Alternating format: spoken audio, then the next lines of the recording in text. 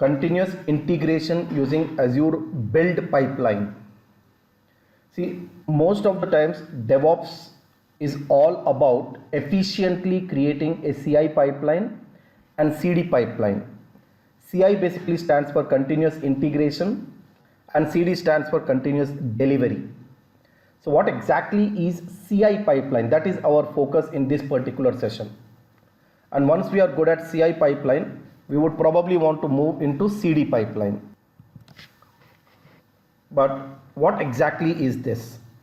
See, whenever we build a pipeline, we are going to have multiple steps in the pipeline, and each step is supposed to perform a particular task.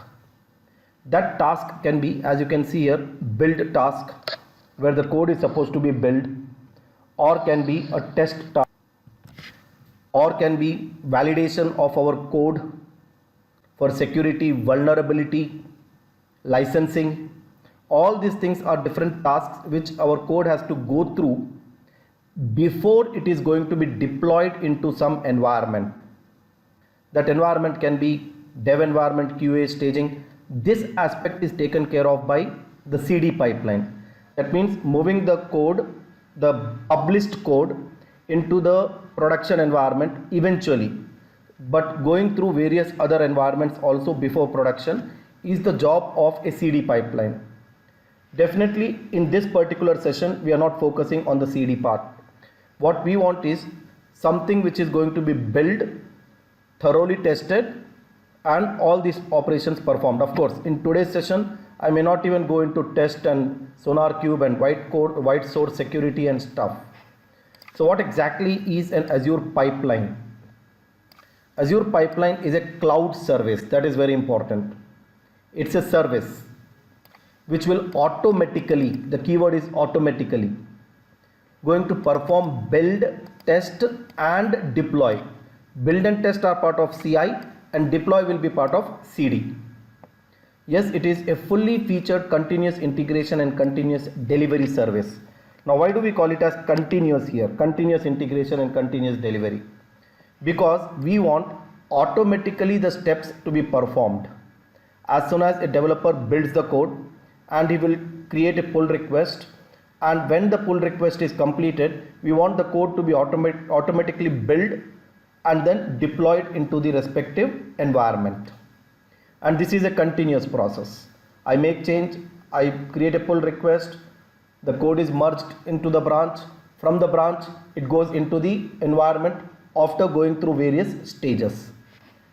So before you use continuous integration and continuous delivery practices for your application, it is compulsory that you should see that your code is in some version control system.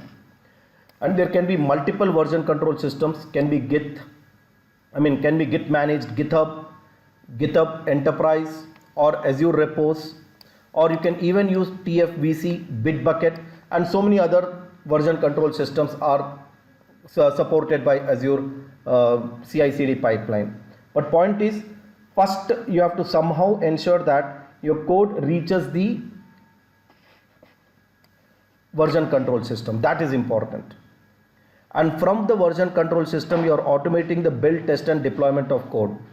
Now, important point to be noted, deployment can be not only in Microsoft Azure, but you can also deploy your code into GCP, Google Cloud, AWS, Amazon Cloud, and not only that, you can also deploy your code into on-premise physical or virtual machines. In any of these environments, platforms, we can deploy our code. And very important thing, the pipelines are language agnostic. You can write your code in Python, Java, JavaScript, or let's say Node.js, PHP, Ruby, C, C++, C#, Go, basically Go is Golang. Any language your code can be. So the pipeline remains completely independent of the language. Of course, the steps in the pipeline will definitely depend on the language of your programming applications. Azure pipeline to deploy code into multiple targets. Yes, there are cases where I would deploy applications not only in virtual machines. I can probably create a Docker container, basically a Docker image, and move that Docker image into a container registry. Or if it is an application, I have a setup and that I can deploy into a virtual machine. Or it can be an Azure app service, basically some PaaS service. Or even if there is a on-premise cloud, say you might have used Azure Stack or you might have used OpenStack. These are on-premise cloud services. There also you can deploy your application. Different types of hosting platforms or hosting environments are there. These are all hosting. This is where the application can be hosted. You can deploy into Kubernetes cluster. You can deploy into Service Fabric. So whatever is the destination, yes, you can put your application through automated steps into the destination environment, destination platform. Now to produce the package that can be consumed by others, like sometimes I am going to build a package which my co-developers can use it. In short, I will build something like a class library, and this class library is a ready-made collection of classes, reusable code, which probably can be used in multiple other projects. So using CI/CD pipeline, we can move those packages to NuGet, which is a public library. NPM, NuGet is for .NET, NPM is for JavaScript, Node.js packages, Maven, which is for Java. So you can publish your packages to a built-in package management repository in Azure Pipeline. So specifically there is a Azure Artifact, a separate section where you can publish all these packages, and from there you can consume in other pipelines, other repositories. Yes, something which we are going to cover almost towards the end of our course. But today focus is on just a CI pipeline, and in the CI pipeline the source of the code is going to be a repository. Azure Repos is what we are going to work with, but it can be GitHub also and all others, Bitbucket, Subversion, all these things can also be used as the source for your code. Now what is important is few terms you have to go through. Pipeline. Why are we calling this as pipeline? Because it's a continuous series of steps where everything is categorized in terms of stages. So a pipeline defines a continuous integration and deployment process. It is made up of one or more stages. Little very early to make you understand what are stages and stuff. But yes, a pipeline is made up of most of the time multiple stages. And each stage is supposed to perform a set of tasks. Each stage is again made up of many tasks which are also called as steps. And the task can be to build, the task can be to test, task can be to execute some PowerShell script, task can be to run a command line script. It can be any task. So it can be thought of as a workflow that define how to build, test and deploy steps, and deployment steps are run. So basically pipeline, as the water flows through the pipeline, our code is going to flow through the pipeline. So whenever we submit our code changes here, we can start an automated build. So the pipeline runs when we submit the code changes. Obviously the code changes are submitted to the repository only. Yes, if you want, you can configure the pipeline to run automatically, but in case you don't want it to run automatically, you can initiate the pipeline manually. And not only that, you can also say a pipeline should run at a particular point of time in a day. Maybe suppose if I am going to deploy into a test environment and I want all the job which is done by the developer in a day and thoroughly tested and pushed into the repository, maybe sometime in the midnight 12 o'clock or midnight 3 o'clock, we want the pipeline to run and deploy our code into the test environment, where next day morning the testers would come and do the testing of the application. So pipeline can run automatically, pipeline can run manually, or a pipeline can be triggered at a particular point of time in a day. That's how you can have a pipeline. So pipeline is that. Now what is this pipeline going to do? every time you execute a pipeline, the executed instance is called as a run. So run is an executed instance of a pipeline. So imagine if you are a developer, you would understand in simple language. If this is a class, you can say this is an object. Once we create a pipeline, the same pipeline is going to run multiple times. Each execution is going to create its own log. That log, whether the pipeline was successful, the pipeline was failure, and if it was successful, what was the output generated by each task. If it was failure, what was the reason when the task executed and why it failed. All that we can view through a run of a particular pipeline. So yes, a pipeline executed is called as a run. And I already told you a pipeline has to be triggered. The triggered can be one of these: automatic, standard, manual, all this. And of course, all these are based on code which is coming to the repository. And then we have agent. Now what is this agent? See, we are talking about the steps to execute. These steps have to execute. Where are these steps going to execute? Definitely it needs some computing power. It needs a machine on which these steps have to execute. That machine on which all the pipeline is going to execute is called as agent.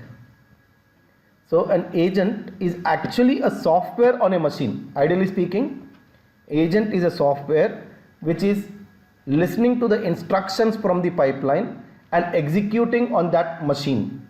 For example, I stay in, let's say, India. I deal something with Singapore. So I would put my agent in Singapore, and from here I will give him instructions to execute those instructions in Singapore.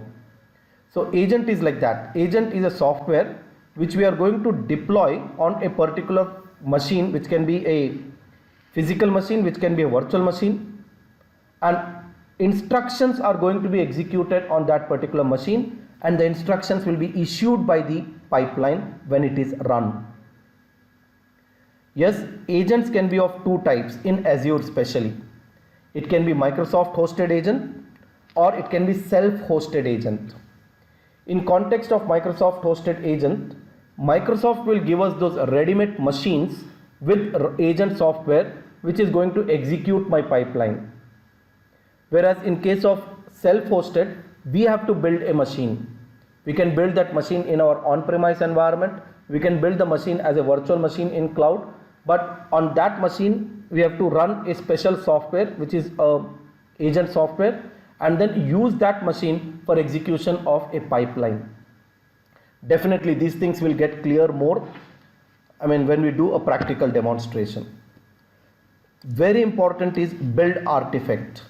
The process of going through all these steps is eventually going to generate some output. That output is what we are here calling it as build artifact. Now don't ever get confused between build artifact and the Azure artifact which you might have seen in the DevOps. On the left hand side we see Azure artifacts. If you select a project, this is Azure artifacts. This is different, and what we are talking about build artifact is different. Today only you will see that some output like a jar file or a zip file or maybe a set of files of various formats, exe file, a Docker image, any of these files produced as a result of executing the pipeline will be called as a build artifact. What are the benefits of CI?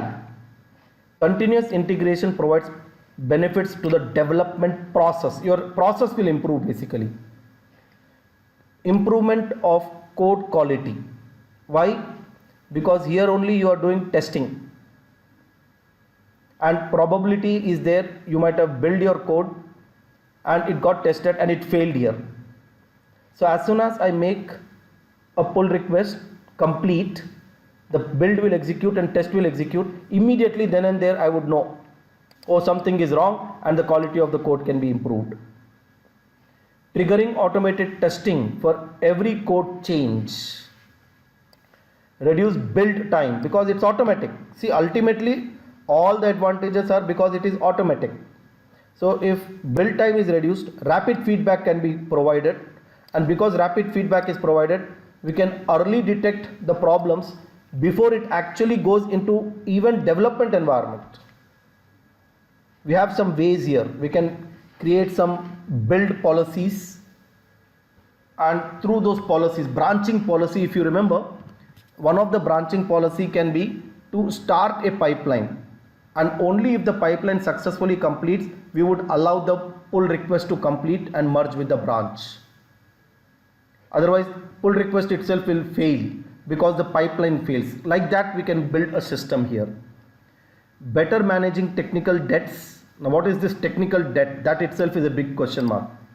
For example, taking shortcuts in programming, not naming your variables properly, or not commenting your code because of the laziness today, or not finding the right algorithm for implementation of code which is most optimized. Somehow you become output oriented. Today you will get the result, but then it is going to become a technical debt, which over a period of time will only accumulate, and clearing that debt is going to be expensive. But with CI pipeline, with something like Sonar Cube or Sonar Cloud, technical debts can be detected then and there, which unless resolved will not let my pipeline to continue. So those kind of technical debts, code analysis can be done through tools like Sonar Cloud, Sonar Cube. Yes, reducing long, difficult and bug inducing mergers. So whenever merge is there, there is always a possibility of what? Merge conflict. There is always a possibility of merge conflict. But with the pipeline there, I can instantly merge my code, test it, everything is fine, go ahead. So these kind of benefits, increasing confidence in code base, health long before the production deployment. It's going through a process. Ultimate point is what? We are not just copying and putting the code in the destination. We are letting it through a proper process to generate some artifact. The artifact which is produced here would then go and get deployed into dev or QA or stage or production. So CI pipeline plays a very, very important role in producing a build output before it gets deployed into the environment. So yes, with this we complete about what is CI pipeline, and we are going to next see how to create the CI pipeline step by step.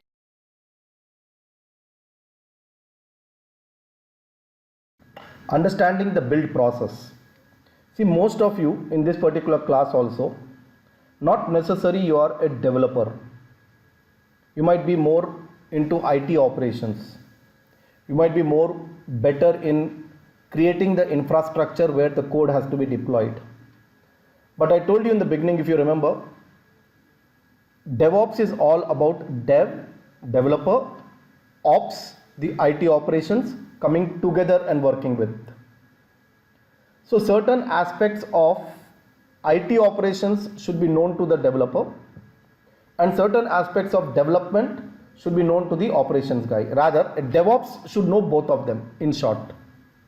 He should know a little bit of programming flow, and he should know how the infrastructure is also created. In this particular session, I want to teach you how a project is built, how a project is compiled or published, and how a project is tested, at least locally. Now remember, very important mantra. DevOps pipelines cannot do anything which is not possible for us to do manually. Very important. Only if you know the procedure of doing something manually, you should be able to use DevOps pipeline to do it in an automated way. It's all about automation. Automation is never possible unless something is possible manually. So my way of teaching, not only today, throughout the course, that is where I become different from others in teaching. Always I am going to show you steps of how to do things manually on your computer, and then the same set of steps I would want to build through a pipeline step by step. Whatever we do manually, same thing should be automated. Don't try to make anything direct automation. You will fail. That's a blunder you are going to do, guys. So what is that a DevOps engineer will do? Suppose he is going to work with a Java project. He will work with a Java developer. He will understand basic structure of a Java project. He has to understand what is a package, how a class is written inside a package, how a class is built to get a .class file, how multiple classes have to be combined into a different set of packages and then create a directory structure, how whole of these things should be bundled into a single jar file or a var file. This is for Java. Like that, a Node.js application has got certain steps for performing the build. A .NET application has certain steps. Python application has. Ruby has. Every language has got its own set of steps for 1. Creating a project, 2. Adding files to the project, 3. Building the project, 4. Packaging the project, making it ready for deployment. These are 4 common steps. So I want to focus purely on .NET, at least at this point of time. Maybe sometime later, if it permits and if I get some knowledge, I would also want to show on how Node.js project or probably a Java project can be used for a pipeline. We'll see that part later. But let us say you are a raw person, you don't know any programming. So first thing you'll have to do is on your machine, you have to install .NET Core SDK. So go and type .NET SDK, download, and go to .NET.microsoft.com and preferably install the latest version. You can install .NET 5, 5.1, now .NET 6 is already there. So maybe .NET 6, whatever is latest, doesn't really matter. Install the latest, and that too on your machine install the latest SDK. .NET SDK you install. If you go here, you can either directly use the link or it will download and do it from there. I've already done this on my machine, so I don't need it. Yeah, you might be working on Mac. There is a Mac operating system version. If you're working on Linux, if you want to work with Docker, that option is also open. All Docker images for .NET from Docker Hub. Anyways, that's not the target. So as the first step, you have installed .NET SDK on your machine. A wizard will open next, and it will be done. After installation, open a new command window and verify what is the .NET version you have. I have the latest 5.2. Now, we would like to create a .NET project. As a developer, this is what every new project a developer is going to do. So I'll create one folder for myself.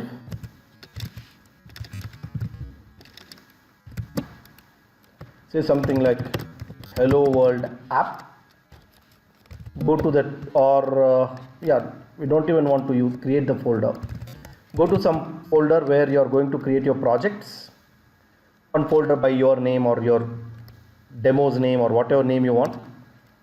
And in this folder, I would like to first create a solution. Now, specifically, when you're working with .NET, you have to always start with solution on top.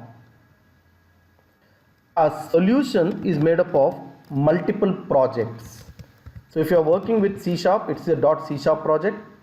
If you're working with VB, it is .VB_proj. Based on your language, the extension of the project file will be given. Within a C# project, all your CS files will be there. One or more, many might be there. Like that, you might have also got some configuration files. You might have XML files. You might have many other different types of files. So is the case with even VB. We are always going to first create a solution, and under solution we are going to add a project. Now to begin with, I'm going to add only one project to the solution today. That is going to be my web-based application.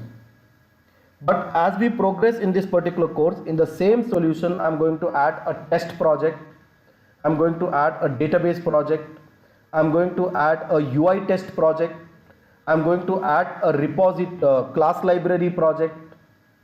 So we are going to build the same solution with multiple projects throughout the course, giving you complete real-time scenario of how development is done using DevOps. So first step is to create a project, solution. I have documented steps. You can literally copy from here.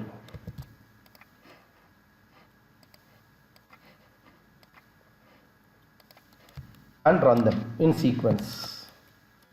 .NET new basically will create a new solution by name Hello World App. You'll see actually one folder is created. Go to the folder, and in that folder there is only one file, SLN file, solution file that is. That solution file maintains information about all the projects.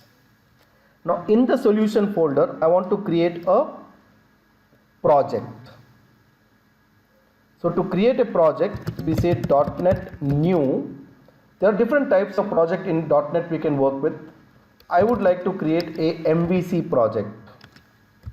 You can create a test project like this. You can create a unit test, UI test, unit test, class library project like this, console application like this. Different types of projects you can create by using different values here. You can see, just type .NET new and so many different types of projects are supported. So now I go here and type .NET new MVC. I want to work with a MVC project, web-based application. I want to give a name to the project, and the way I'm giving the name is Hello World App.web. Hello World App.web. That's the name of the project. Enter. So it is now going to create a subdirectory under the solution directory, which is by the name of project. So tomorrow I'll say .NET new test -n hello world app.test. So different types of project for different type of situations we are going to create. Right now we are happy with only one project. But this project which we have created now, if you go to that folder, you will find there is a csproj file. csproj file will contain information about the complete directory of your project. Basically it will bind all these things together, and solution binds all the projects together. That's how the relationship is. So solution is a collection of project, a project is a collection of files. But did we add project to the solution? No, we have only created a project, but we did not add project to the solution. So add a project to the solution. .sln add .NET solution add, and give the name of the project file. Just press tab. You have to give the name of the project file. Enter. Now solution refers to the project. The advantage of doing this is, tomorrow if I want to build all the projects of a solution, I directly build a solution and automatically the projects will be built. I don't have to build individual project. Fantastic. Now we have got a solution, and a solution has information about the project. They are tied up. And now what I want to do is, even before I proceed to the pipeline, I want to see steps now for performing build. Project is created. Definitely this project I'm going to put it into the repository. As your repos I'm going to push this project into.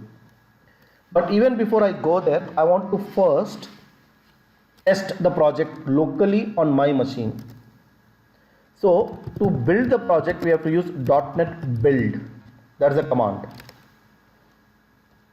And you can give the project name if you want. But if you give the solution, automatically the project will be built.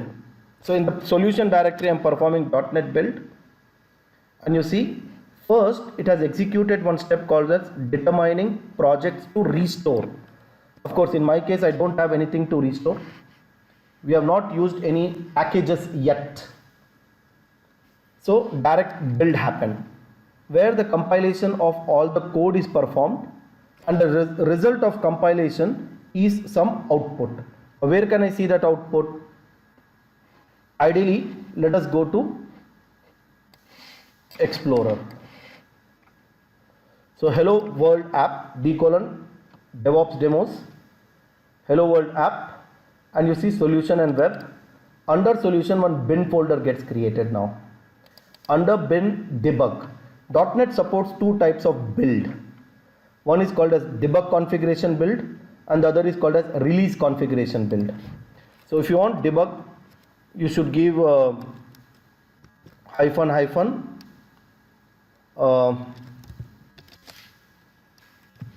configuration and give debug, which is default actually.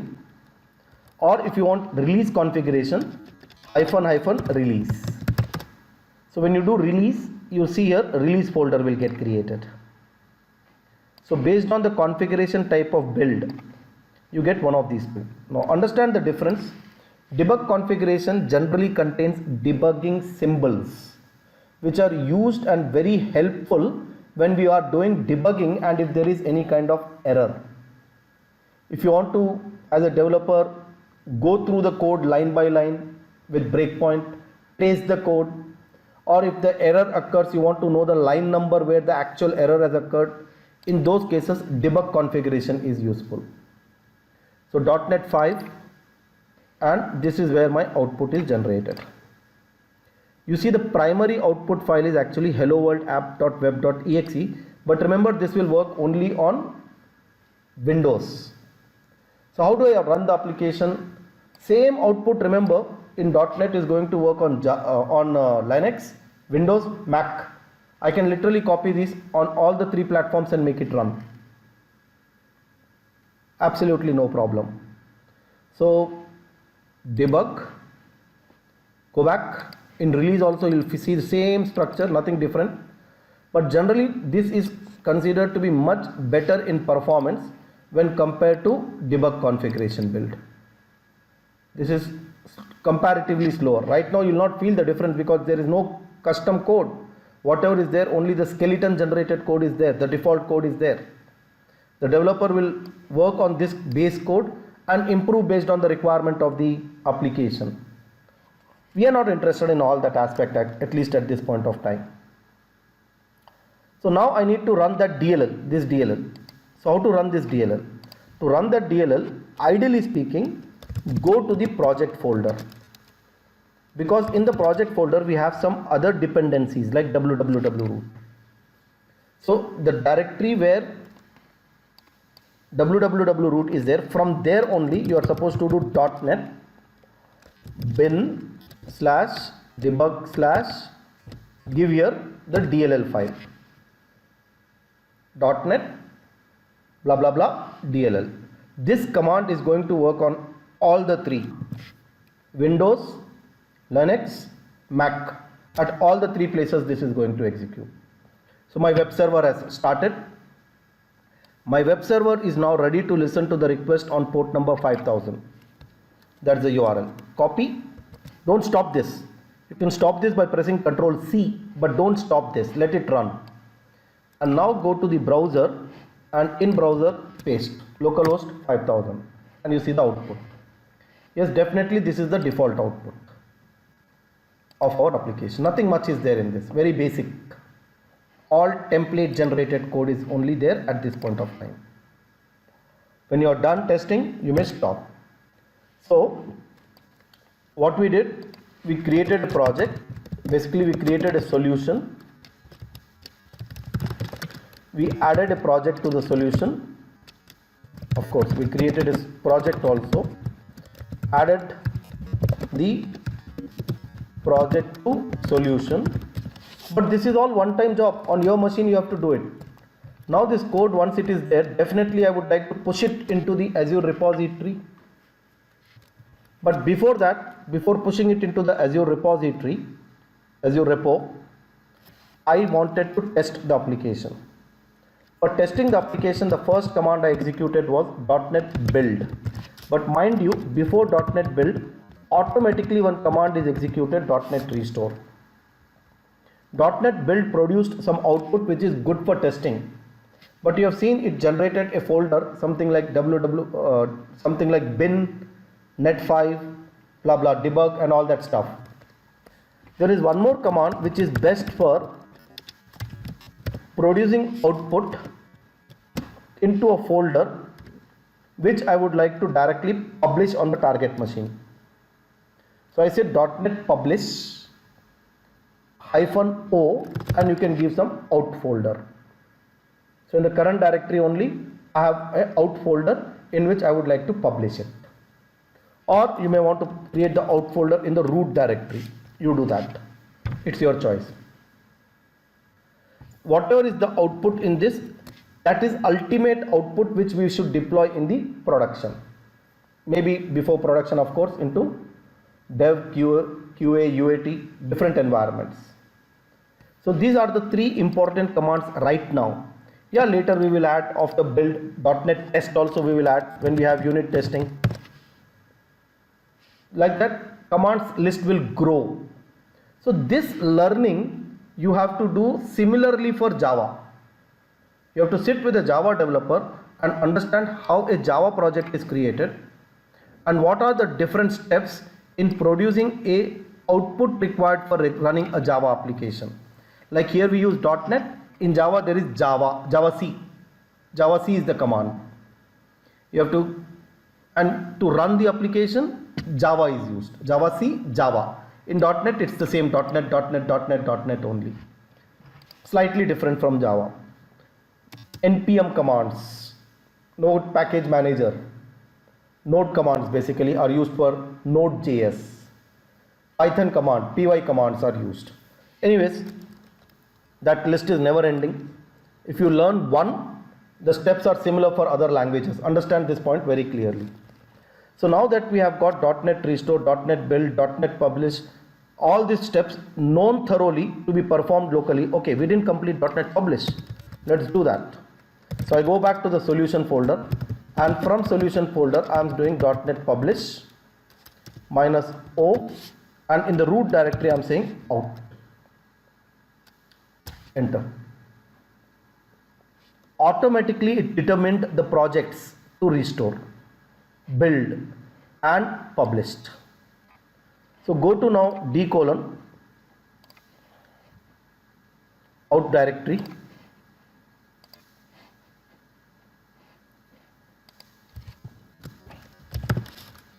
you will see exact folder which you should copy and deploy. You don't see a net5, debug, release, nothing. Yeah, if you want to produce build configuration which is debug or release, the publish also, you can give again -- configuration or -c is the shortcut, debug or release.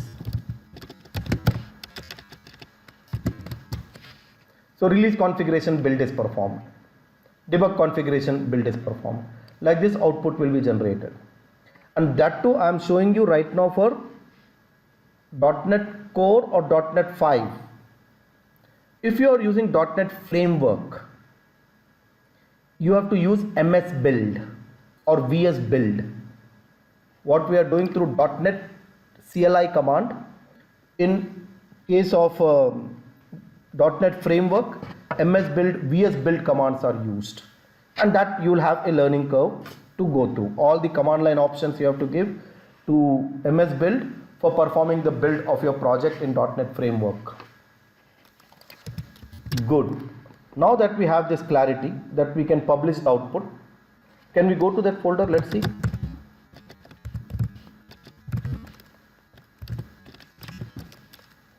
And just do .NET DLL. That's it. In the local directory it is there now. www root is also in that local directory only. And run. You can run the application without any problem. This is important. Control C, terminate it. Go back to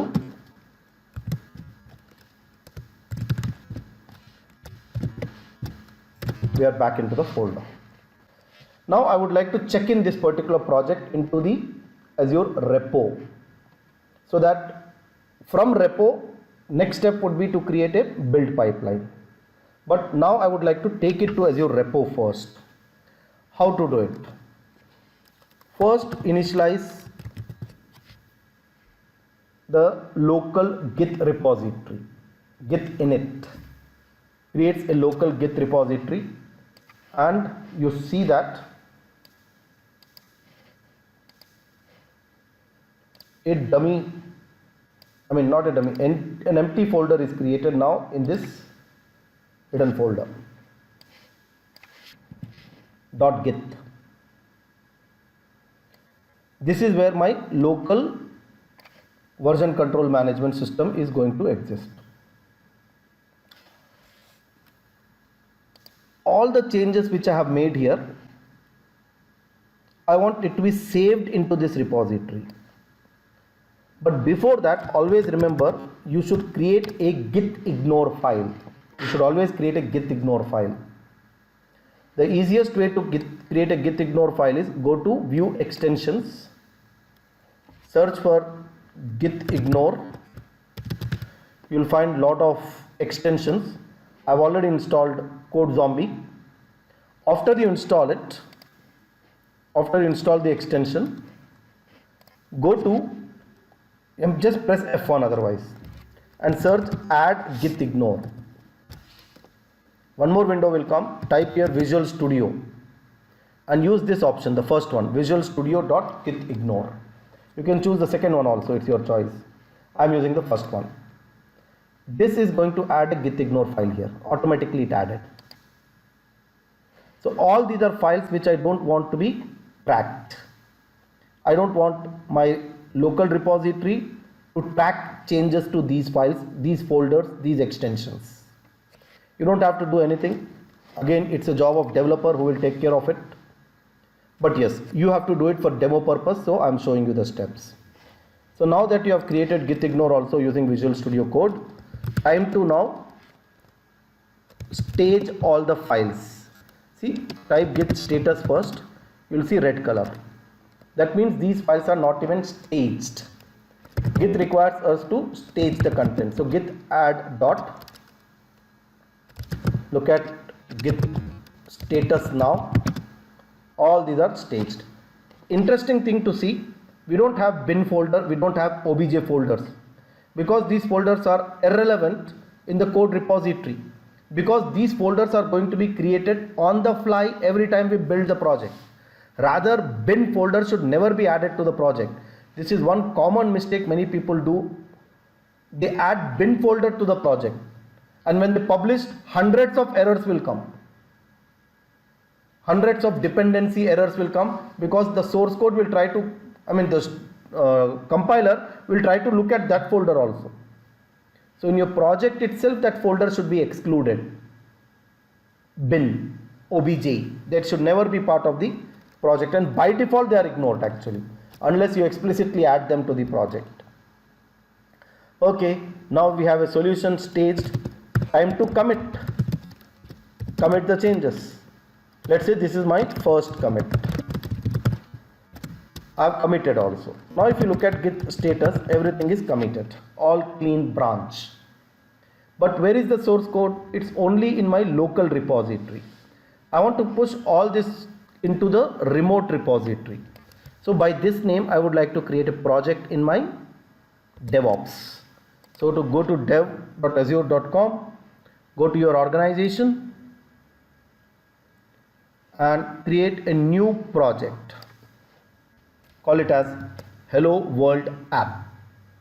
It can be a private project, it can be a public project, your choice. I go for a private project and I do Git version control system, item process I'm not interested, just do create. This creates a private project. Fantastic. Now go to the repository. We have two sections. This is the section I am interested in because I want to push existing repository from the command line. If my local machine does not have any repository, I could have used clone command. But because the repository is already there, I would use these commands. So just copy them and run it in your folder. First time when you run, it will ask you to log into your repository. Because I have already logged in on my machine, it's not asking me. There is something called as Git credentials, credential manager. There is a credential manager. This is the credential manager, which is remembering that you have logged in, and it will not ask you for username and password again and again. Unless you want to change the username and password, you should then actually go to credential manager, search for your project under so and so organization, delete, then only it will work. But yes, as an end result now, you see when I come here, we have got the project. What we have done is a prerequisite required for us to construct a pipeline. At this point of time, our code has reached into the repository, and we are now ready after this to create a pipeline, CI pipeline to begin with. That's all in this session, and we'll continue with creating a CI pipeline step by step in the next session. Thank you.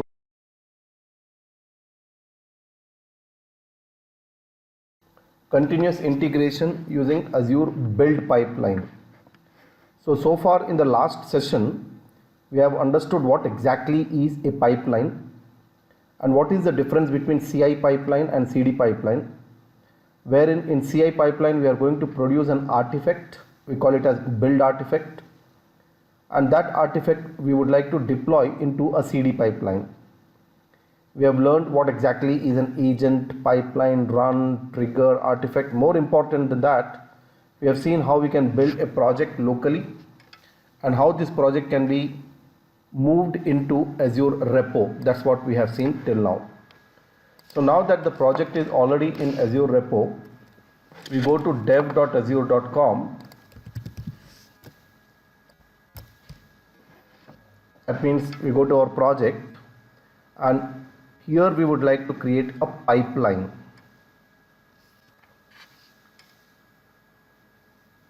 This is my repository,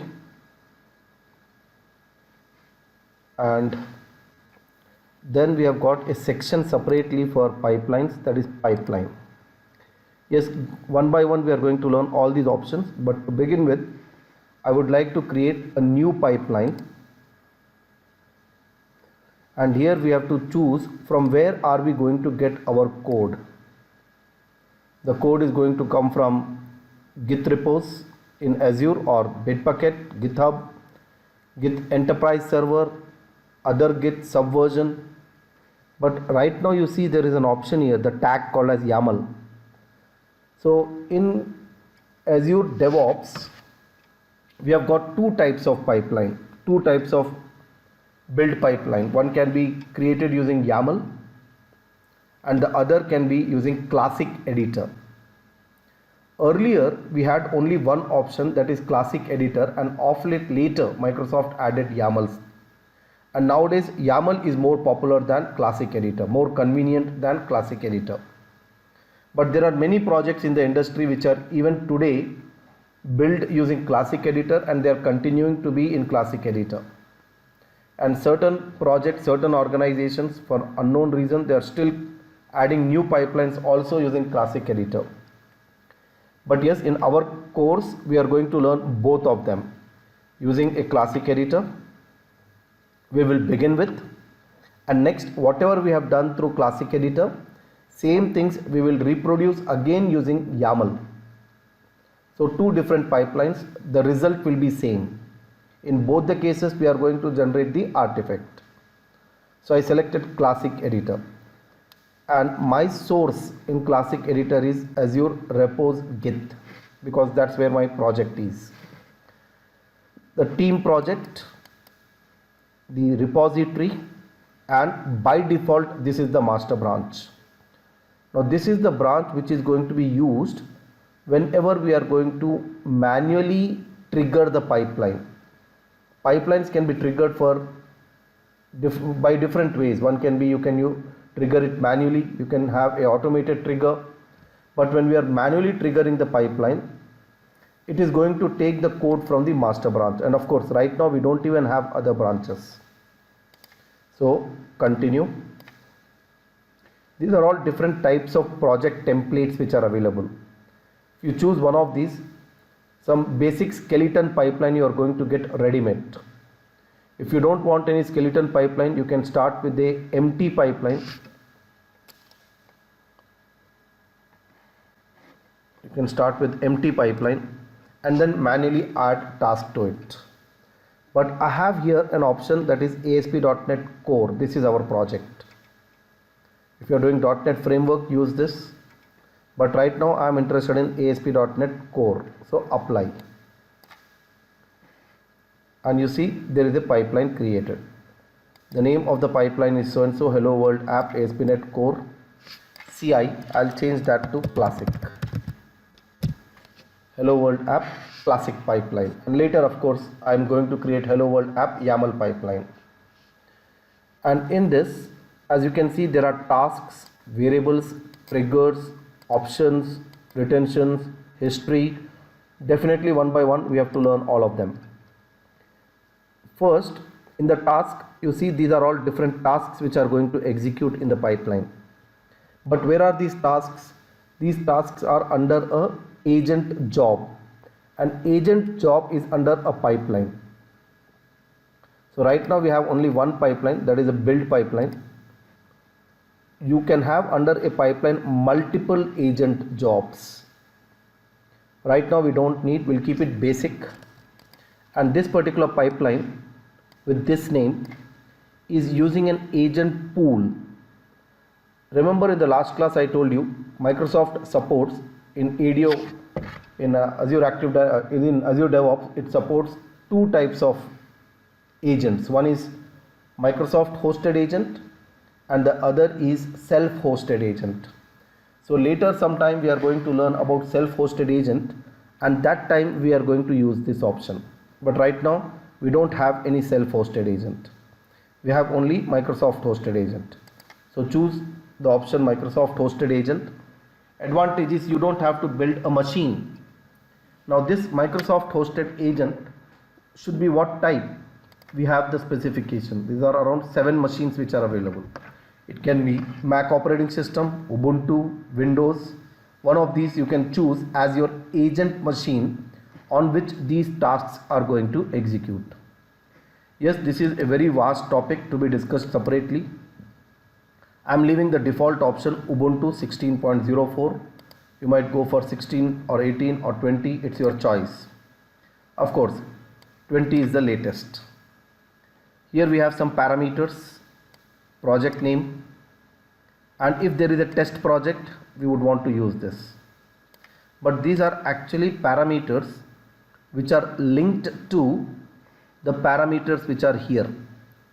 But anyways, pipeline is mostly important in context of agent, and agent job is inheriting the value of the agent from the pipeline. So actually pipeline doesn't need agent. It's an agent job which needs an agent. Yes, I repeat this point, though we are not doing it right now. Under one pipeline we can have multiple agent jobs, and each agent job is going to use a separate agent machine. With the starting here, the agent machine is going to be borrowed from the Microsoft hosted agent pool. All these tasks are going to execute on that agent pool, and last the agent machine is destroyed. And if I have one more agent, suppose I have imagined one more agent, in this I can add separate set of tasks, and this will take another agent machine. Every agent job will require a separate agent machine if needed. So right now we are not interested in this.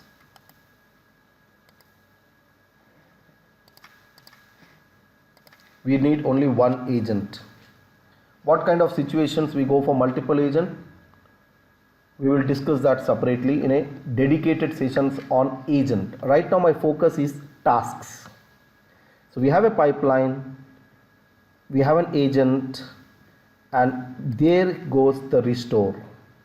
the build, the test, the publish, and the final publish artifact. What is this doing?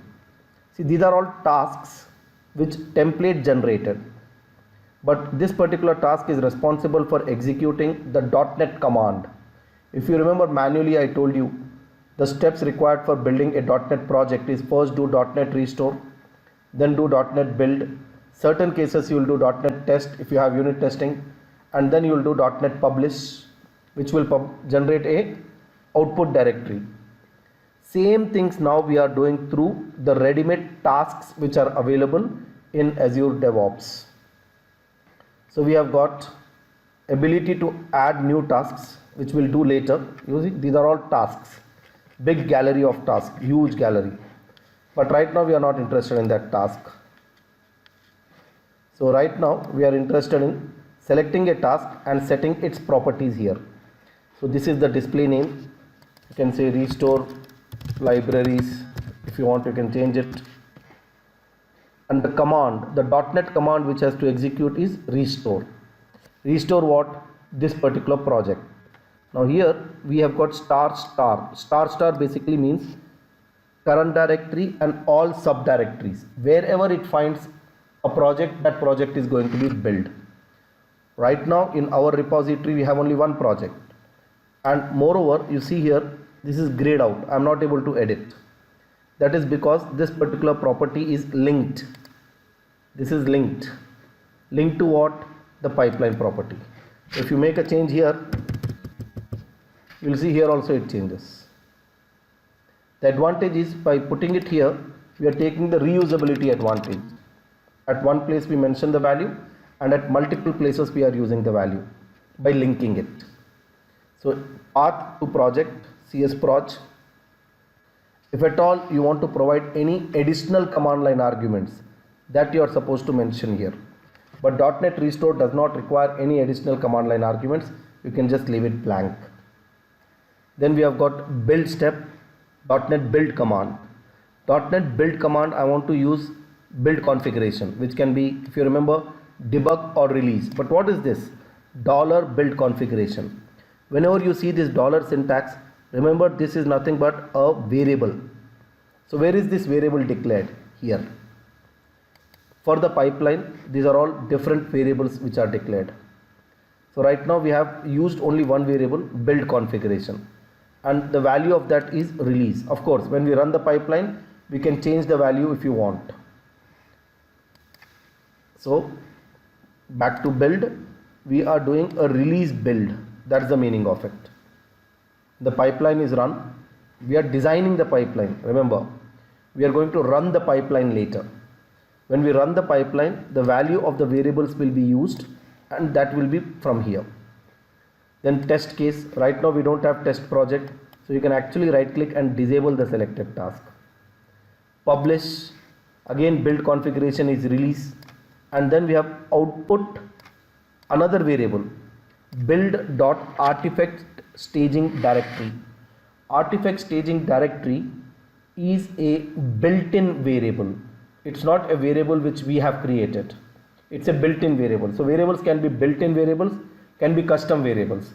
What you see here is only custom variables.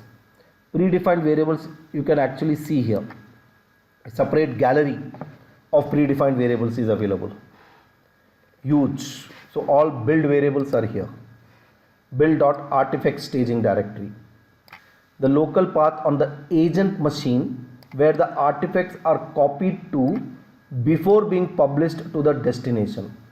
See, ultimately we are going to produce some output. From this particular step, we are going to produce some output. That output we are putting in this particular folder. Like last class I wrote -o/out. But this is a artifact staging directory which is nothing but on the agent machine A. A is the artifact staging directory. Now what is the importance of artifact staging directory?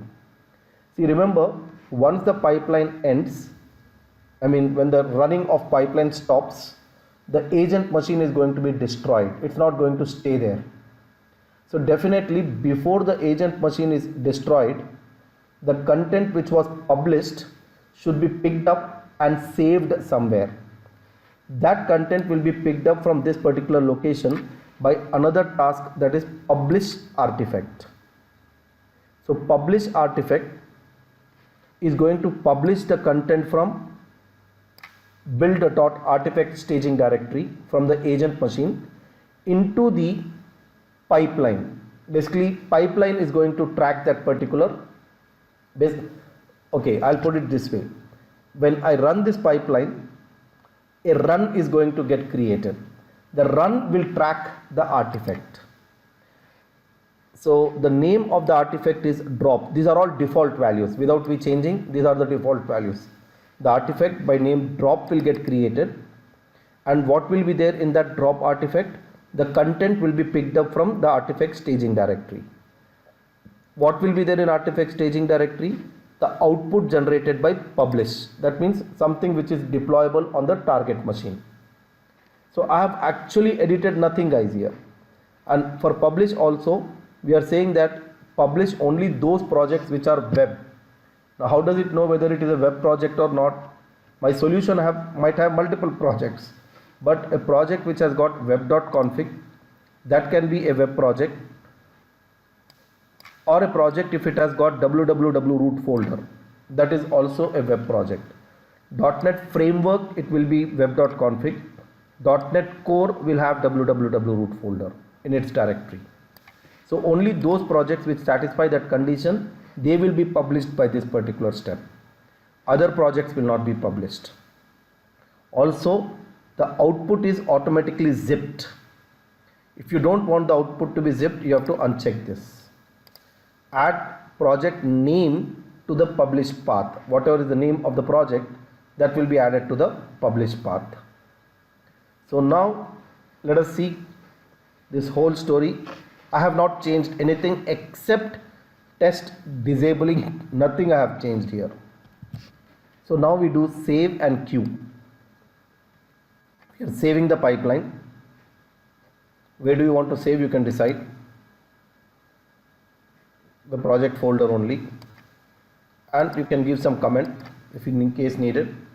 Now once you have saved it, all the changes which we have done have now been saved. But did the pipeline run? No, we cannot run the pipeline. We can only queue a pipeline. So when we queue a pipeline, we have the opportunity to change the agent pool. I'm not doing it. Agent specification, you can change if you want. Branch, you can change. Variables, from the default values, you can change to something else if you want. I'm not changing any of these. And then finally, there is something called as demand. Right now we are not interested in this.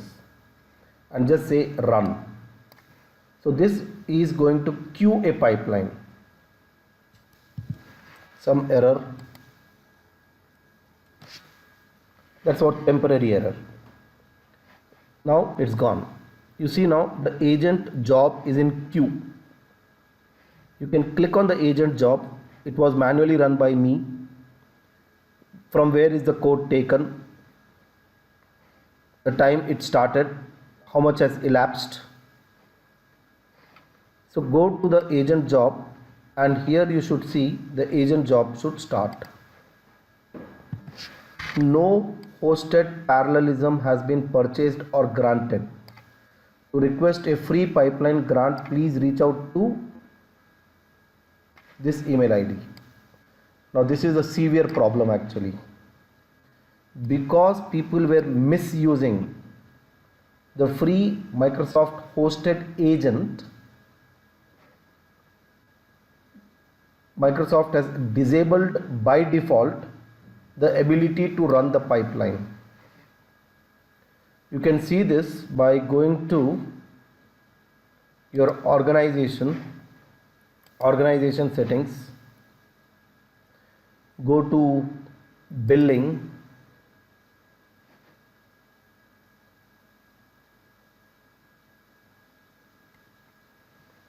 look at parallel jobs.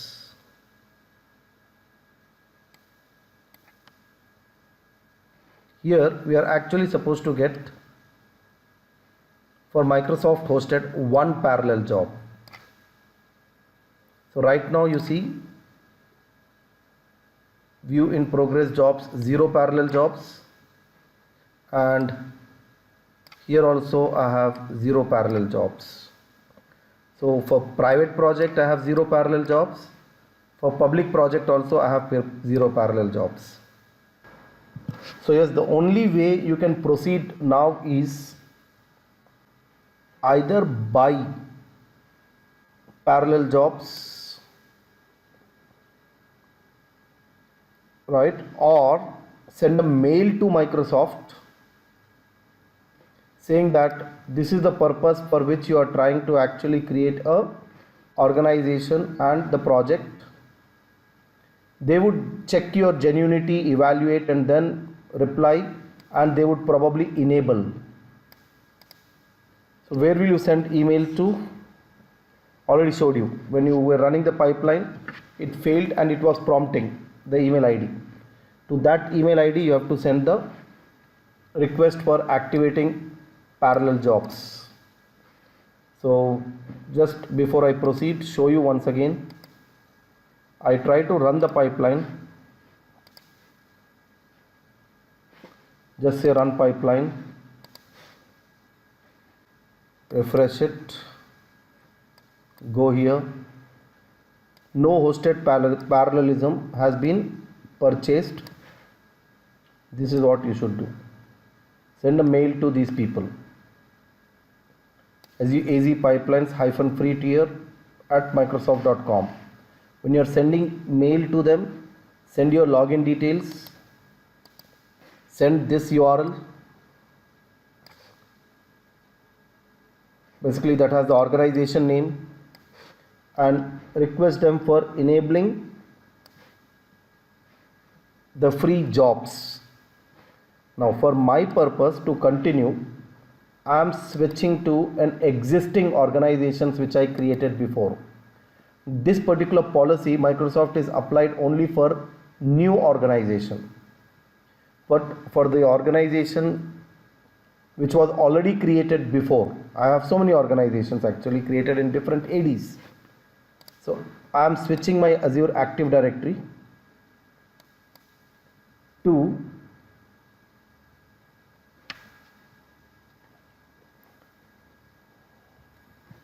not there in this. So let me first switch to Sandeep Soni at technsoft.com. I'm logging in again freshly with my personal account, and here I choose a Active Directory which is managed by Microsoft.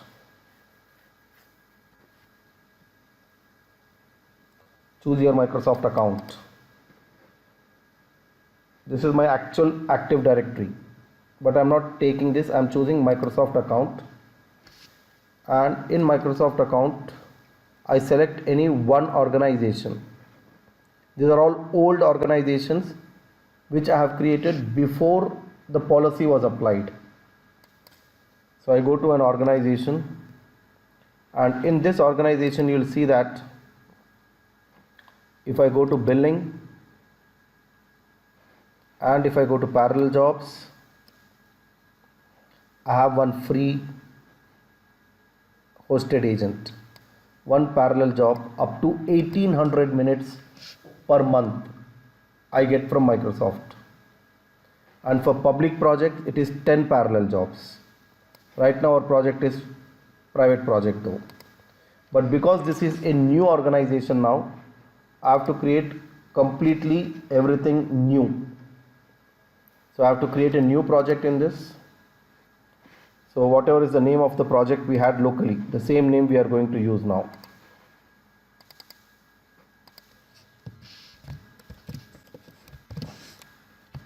Project name, private, create. It will be empty repository. From my local machine, the old Git folder I am deleting, because this is linked to the other stuff. Or if you don't delete, you have to detach and attach. You have to remove the old repository and add the new repository. Maybe we can learn that also, how to do it. you generally use git remote add. Now I'm going to use git remote remove. First do git remote list. No, list is not there. Git remote add is there. We want to actually remove. So git remote get URL. Right now, even this is not get URL origin. This is what we want. Oh, the command is wrong. Git remote -all.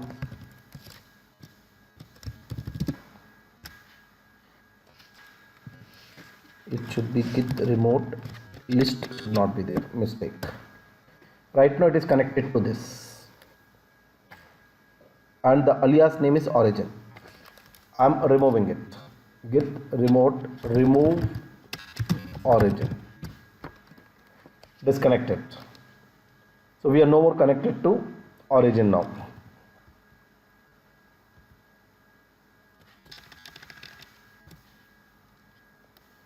So now what shall we do? Now do git remote add. Where? To the new project in the new organization I have created. So go to repos. We have disconnected from there. We are connecting here. And run the command. First is git remote add origin, the new directory, and then we are also pushing it to that directory everything. So my local repository I have disconnected from the old one and I am connecting to the new one.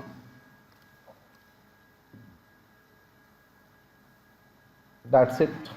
And you will notice here we have the code. And again I need to create a pipeline. Create pipeline.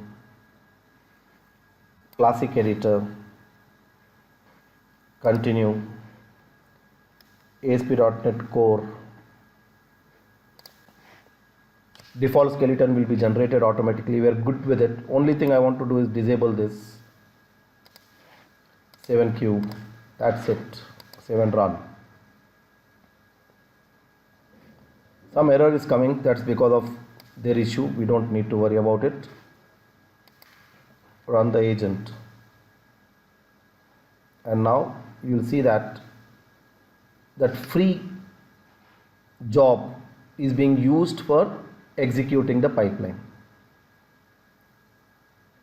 So when you are practicing, this is a challenge now. How you are going to practice is what you have to figure out. You have to create an organization, check up if you already have one job free available, use that. If not, you have to write a mail to Microsoft and get the free job activated. I'm pretty sure they should do it fast. Click on one artifact. The pipeline got executed. Each step you can see has been executed. Now you'll see a .NET restore command. The project file. Build. .NET build command. Publish. .NET publish command. And where is the content published? Content is published to /home/vsts/work/1/a. That's what is artifact staging directory. In artifact staging directory, by project name we created a folder, and under that all the files are published. From there it is picked up by this command, publish artifact, and added to the container of your pipeline. Where is that? You can't see directly. The only way you can see is come here on agent job and click on one artifact. Drop is the name of artifact. Zip file, we zipped it. You can download the zip file, and if you open, you will find everything what we did manually in the last session. So a very basic pipeline I created, and in this pipeline, I have not added any custom step. Everything is done with the default template, whatever template generated. Come back to pipeline, right? I would like to change the name of it. You can edit a pipeline and go and change the name. I want to call it as classic.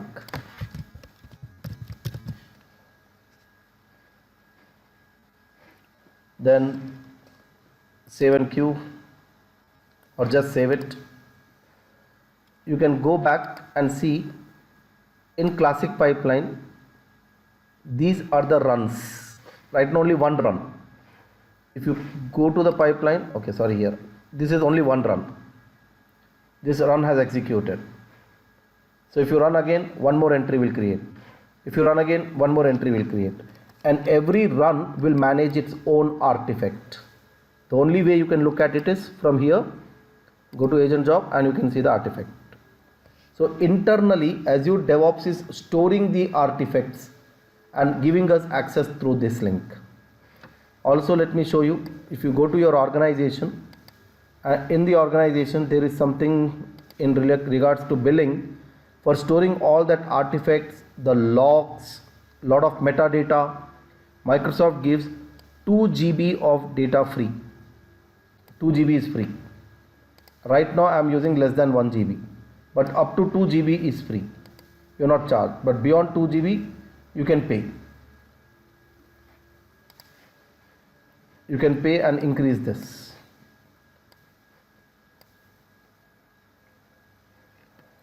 Artifact now builds for packages only. Okay. We have not done this term packages. So good. It's only billing for our packages. It's not billing for our output which we are generating right now. Packages is what? Packages means what we are going to get from here. These are packages. This section, this is a different. This is completely different stuff. These are reusable packages. How do we get the reusable packages? We'll see later. But right now what we have is a build pipeline artifact. Build artifact you call it, pipeline artifact you call it. It is only managed by an internal container which is connected to this run. Now if I delete the run, that container will delete, and also the artifact which was created would get deleted.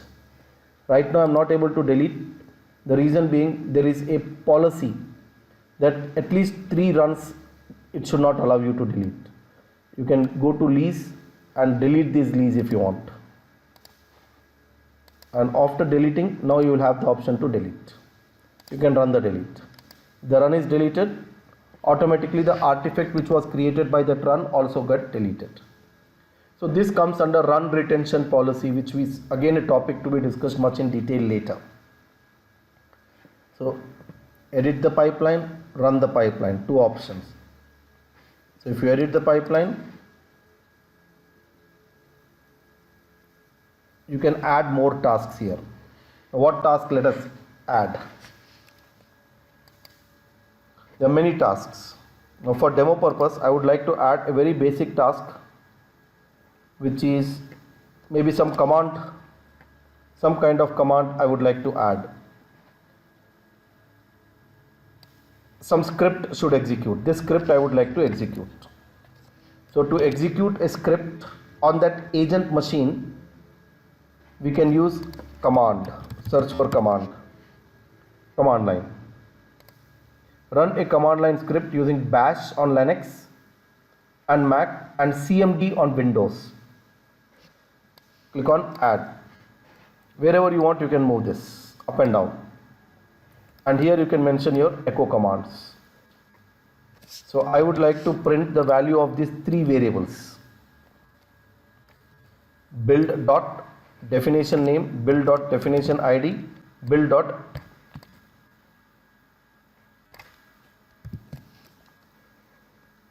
number.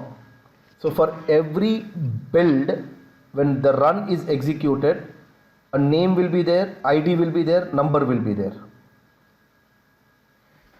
So let's save and run. Okay, one more command. This is one command line. Any command line, it's as good as going to command prompt of that machine and executing the command.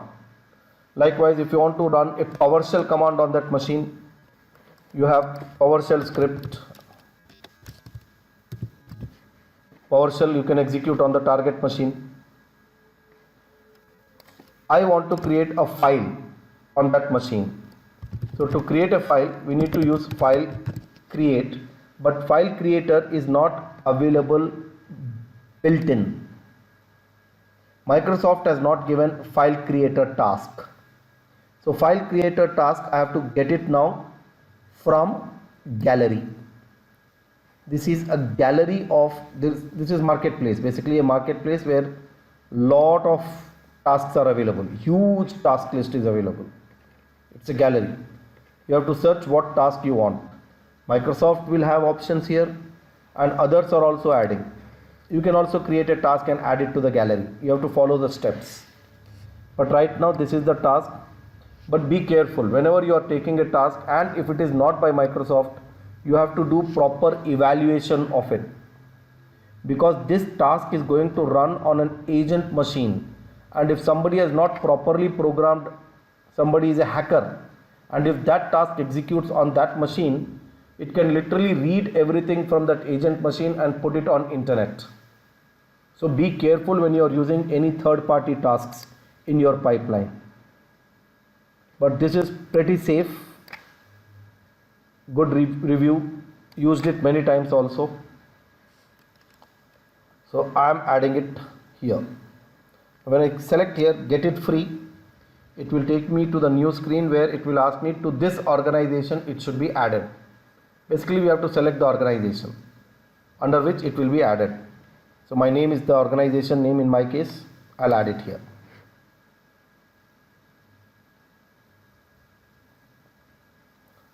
Go back to the organization. But anyhow, this is a new tab. I'm not interested. Just refresh it here. 2 times you'll have to refresh. It's installed. Refresh once again and it will come here. Add. So you can add it. Now we want a file to be created. Now where should the file be created? Now in .NET, what is published? This published command is going to create some folder in output staging directory, correct? The same location I would like to create a file also. I'll give here / some build info.txt.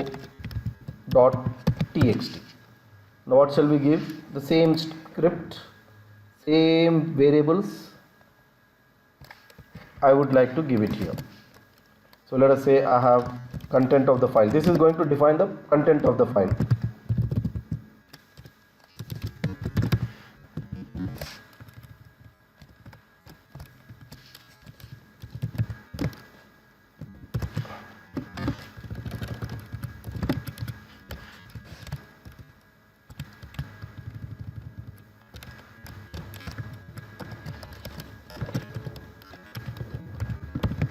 Build number. If the file is already there, overwrite. We don't have. Definitely it's a new file which will be created. But if suppose you are using self-hosted agent, self-hosted agent machines are not destroyed every time. The existing machine will be reused in self-hosted agent. So now just say save and queue.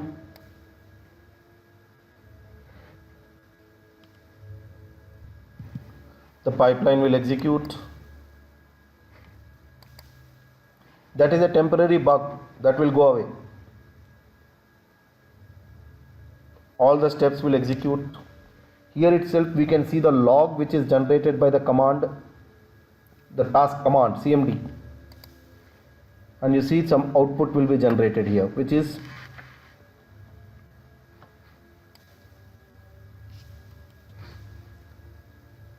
echo classic 1490. This is build ID, this is build number, and build definition name, this name, what we just now created. So build definition name, build ID, and build number. So every time you run, this will be unique. So like that, file is created. Where? Artifact staging directory. Now because the file is created in artifact staging directory, can I say even this file is included in the drop artifact? Who has done that? The publish artifact job will do that. So in your drop artifact, it is supposed to be included. Click on agent job. Many times this will happen. As the pipeline is running, if you click on these options, when the pipeline ends, it will not show the artifact here. You see there is no link for artifact. Just do a refresh. You will get the artifact. You have to refresh it. Click on drop and you see build info and zip file both are there.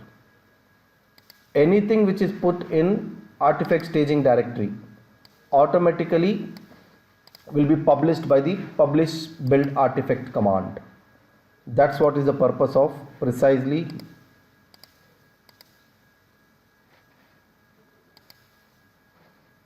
the pipeline. Go back, edit. This is the most important step.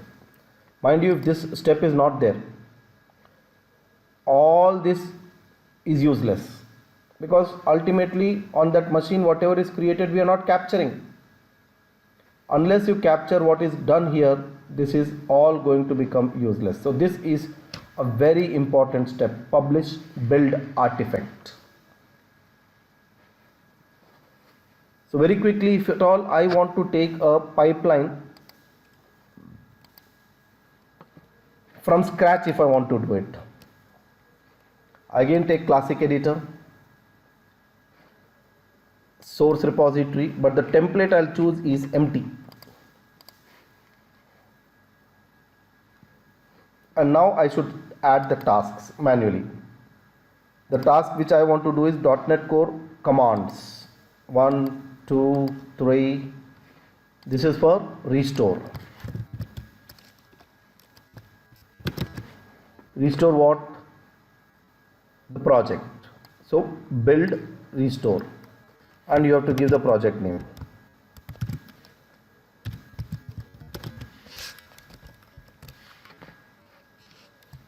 Second, build only. So call this as build step. Same project. Third, publish. If you are not taking the benefit, this is the way you have to do it. What you have to publish? First, I want output directory where build dot artifact staging directory. This is case insensitive. The variable name is case insensitive.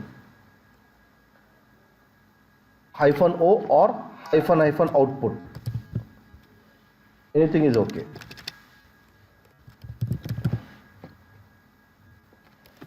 If you want to give configuration, yes, you can do that. -c $build configuration. Now what is build configuration? Is supposed to be a variable here, not there, so add it. Give the default value, release. Now same configuration what I have given here, I should also give it for publish. Here also I want to zip it, blah blah blah. And one more important task which I told you, publish build artifact. Publish build artifact. Click on add. What should be published? The content from artifact staging directory. And the name is drop and I don't want to change it. So just add the task, everything is default. Save and queue and you will see everything is exactly same. If you want to change the agent, you can change here also. Whichever agent you want. Save and continue. Run.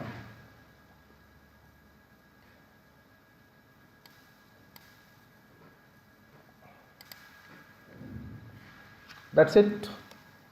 So like this, I mean, I'm just trying to tell you, if you invest little time on it, you'll understand what is happening. There's lot more for us to cover. But the basic process is this. There is only one agent job. So only one agent machine is used. And in initialized job, you see, all the setup is done. Your agent machine is set up. And the most important is checkout. On that agent machine, the source code is downloaded into the source directory. This is source, 1/s is the source directory. So into the source directory, all these git commands. Origin is set. Authorization connected to that, and then checkout. The source code is pulled onto the agent machine, where in the source directory. From there, build will happen, and output is being published, eventually coming into the artifact. Not there. Refresh, and we should get it here.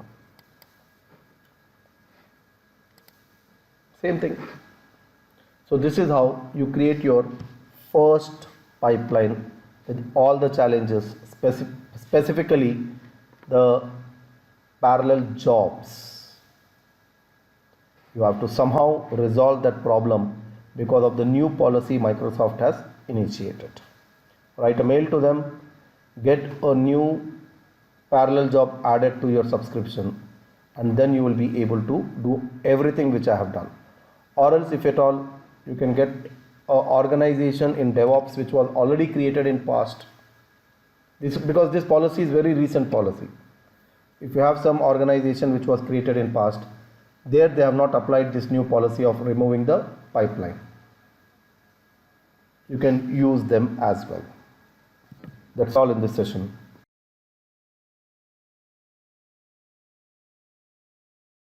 Continuous deployment using Azure pipelines.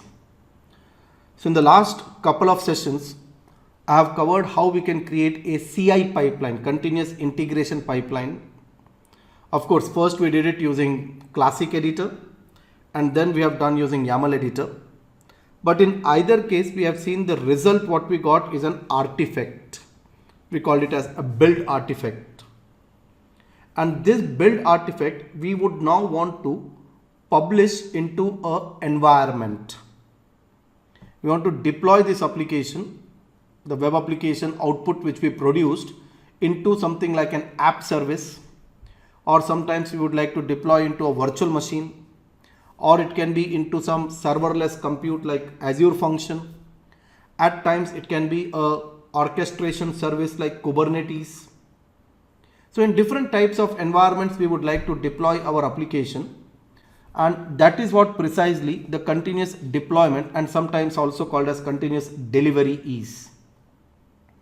So continuous delivery is a software deployment discipline where you build software in such a way that your software can be released to production at any time by itself in a set of process, tools and techniques that enable rapid, reliable and continuous delivery of software. So basically we want to automate all the steps of deployment. We don't want a manual or human intervention in this process.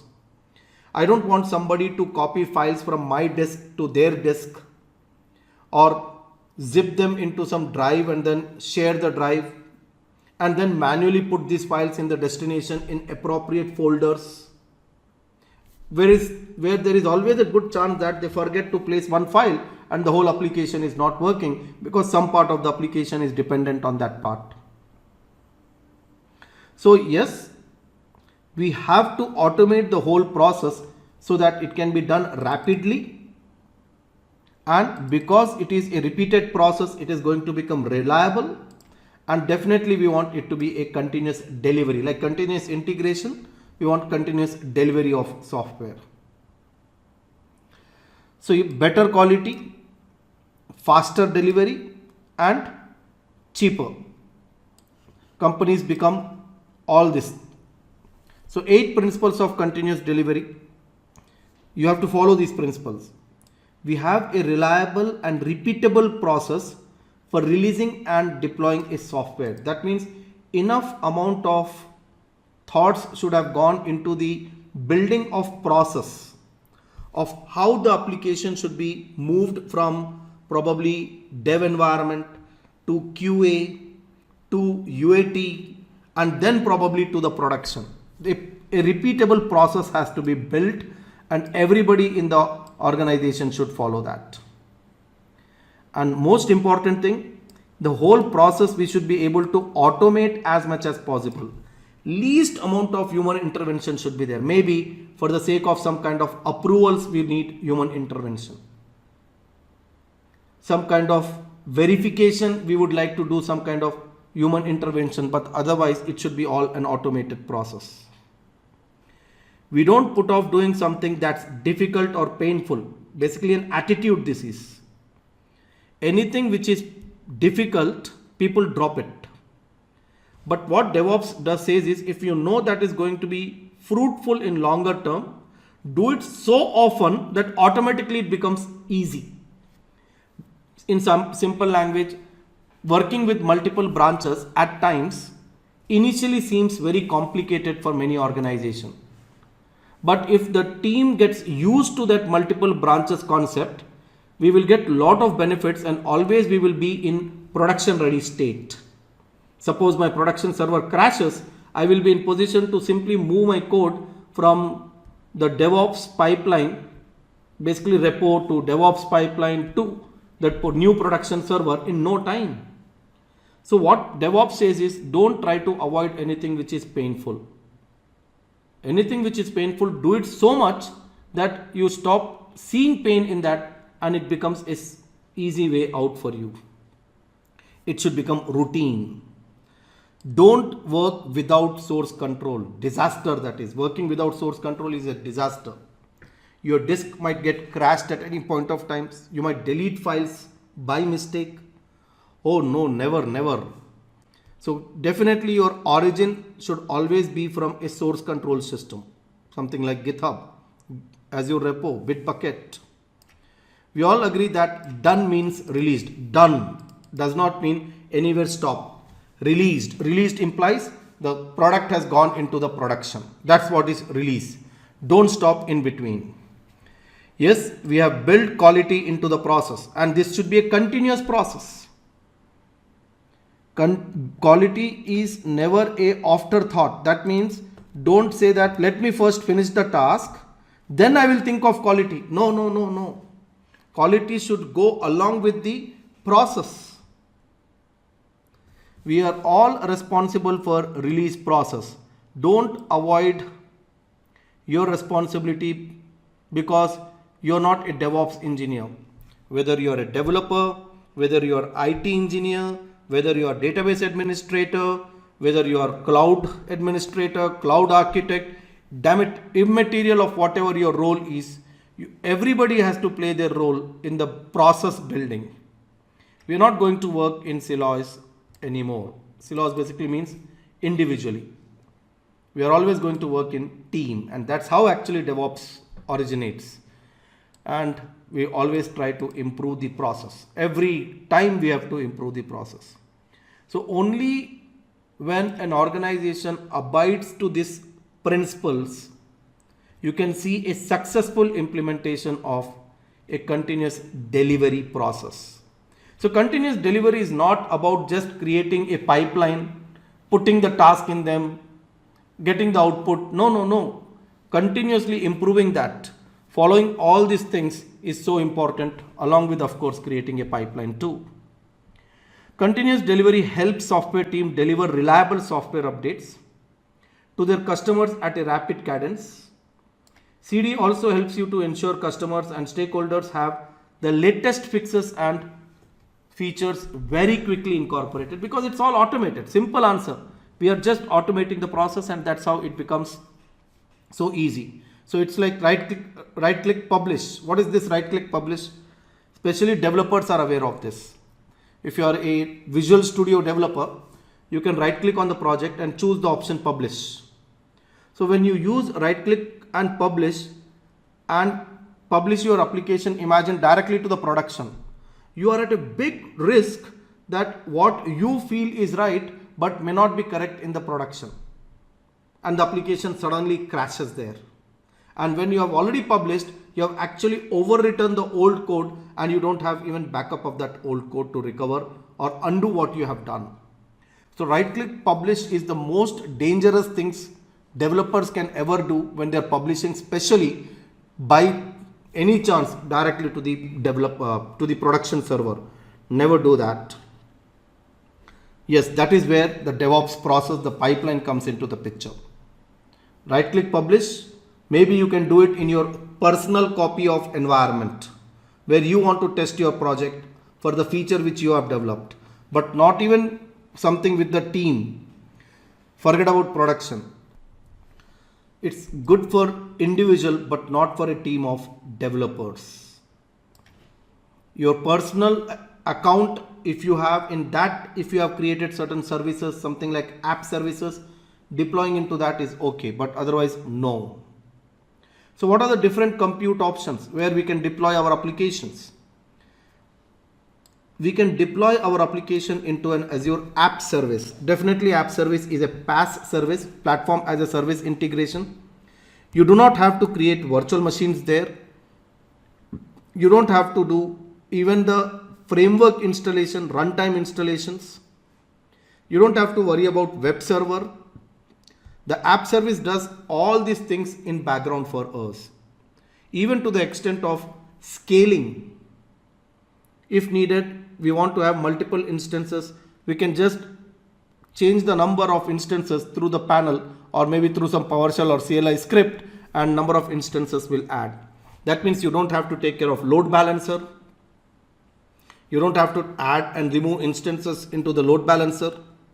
Nothing of that sort has to be done if we are making use of app service.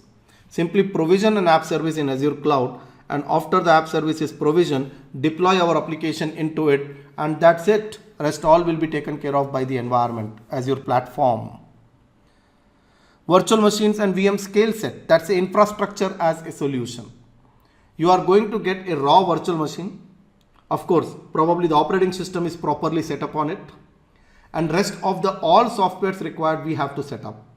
Let it be .NET runtime or Java runtime or Python runtime based on my requirement. Let it be the web server, which can be IIS web server, Tomcat web server, Apache web server. Any kind of patches, the security patches, the upgrade patches, we have to take care of. But we get flexibility. So we have to deal with most of the administration tasks of the virtual machine. Actually speaking, app services can even help us in taking backup. By click of a button, we can simply schedule a backup. But in virtual machine case, the backup is a lengthy process. We have to initiate a backup service, which is on a regular basis going to take backup of the disks on which our data resides in a virtual machine. Yes, if you are dealing with only virtual machine, you have to also take care of the load balancer. Manually, you have to add and remove virtual machines based on the increasing load or decreasing load. Of course, that problem we to an extent take care of using VM scale sets. Automatically based on the number you specify, or else even dynamic scaling is possible. Automatic dynamic scaling is possible in VM scale sets. But both of them come under infrastructure as a service. You also have serverless computing options, something like Azure Functions. You can build an Azure function locally, do your testing locally, and when you find everything is ready, you can deploy that Azure function into an Azure function app in the cloud, and that again of course is managed by Azure App Service only. But that comes under serverless computing. You also have the ability to create Docker containers. Basically, first you create a Docker image, put the image into Docker registry, and then create a Docker container. In Azure, we have got container instance, which can be created for pulling the code from Docker registry and deploying into it. Of course, app services also have the same ability. We can also always install a Docker image as a container in virtual machine. All of these actually, everywhere we can directly deploy the code.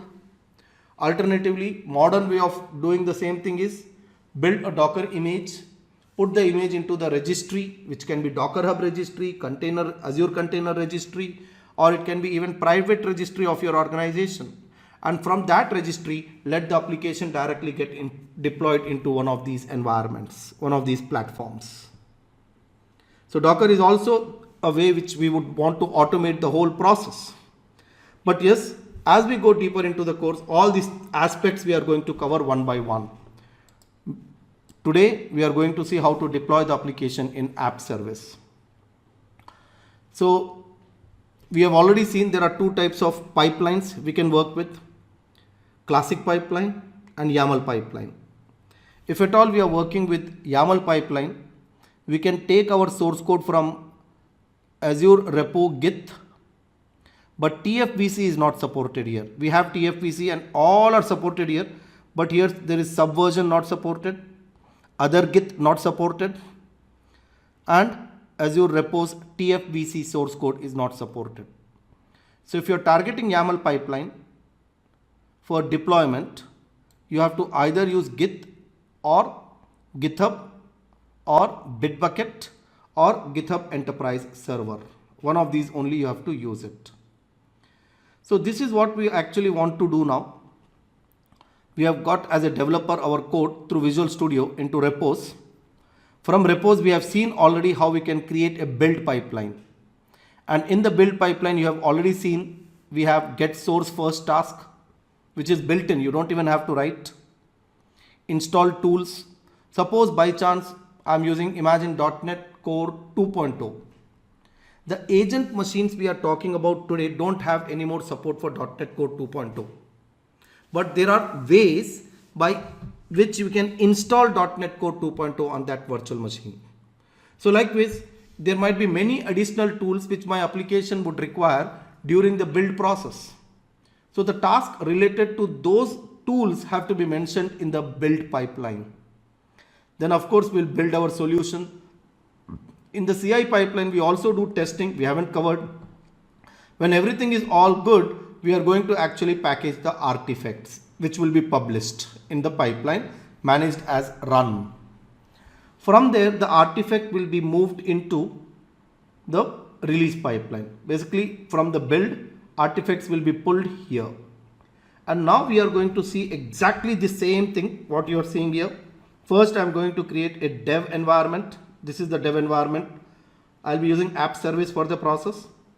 After the dev environment, I'm going to create a QA environment. So this is one app service instance. This will be another app service instance. Developers will have access to this and QA team will have access to this. Not necessary QA team will access dev and dev team will access QA. No, two different environments created, and we may have even different set of permissions for different app services, which generally is the job taken care by the IT managers, IT team to take care of the security.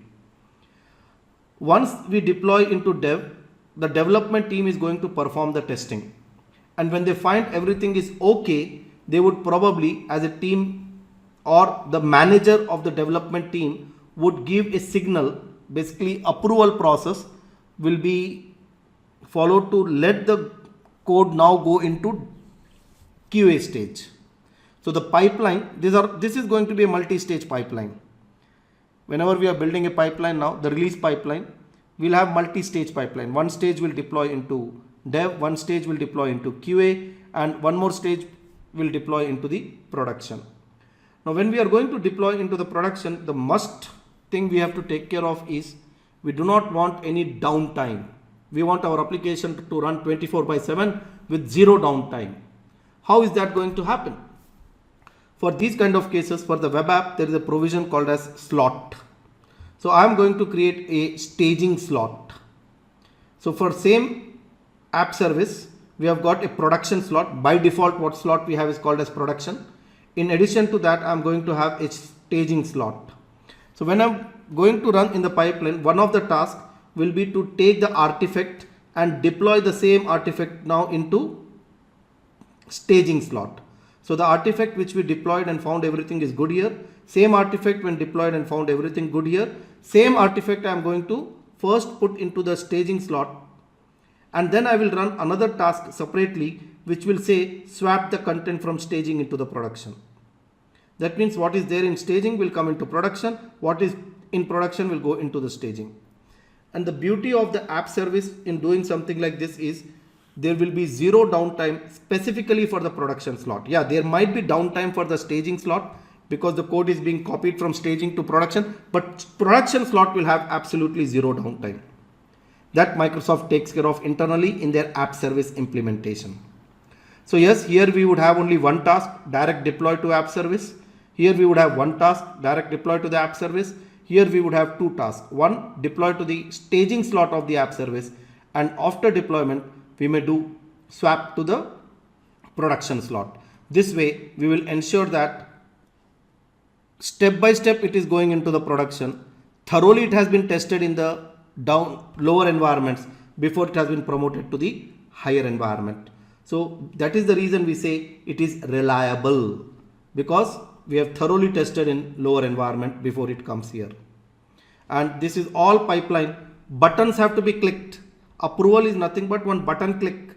Approval is nothing but one button click. Of course, there is some concept of gates also. Approvals are manual, gates are automated. That's the basic difference between them. So we have automated approvals and manual approvals, both.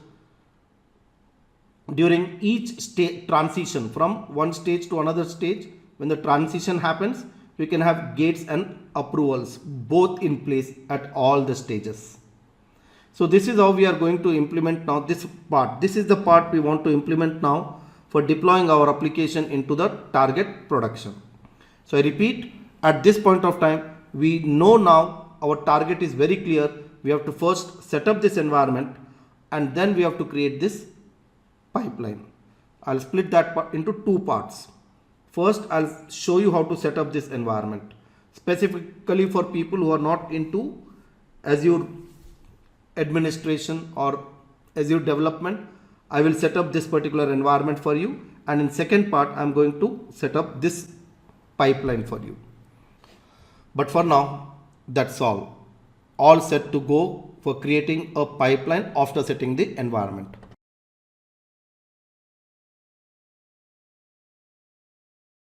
So the requirement now is I want to create this pipeline. But before I create this pipeline, I should first create this environment. One. Second, from Azure DevOps, we somehow need to have a connection to this particular environment. Only when we have a authorized connection with the right permissions, we will be able to deploy the application into the DevOps. Otherwise, what will happen? I will create an app service from your pipeline. You will be able to deploy to my app service. Definitely that should not be possible. Only those pipelines which have right permissions to work on this particular app service should be able to deploy the application into the respective environment. So how do we create that connection between DevOps and the environment? Both the things we have to first learn how to create a environment. So go to portal.azure.com. Ideally, at this point of time, you should have an active subscription.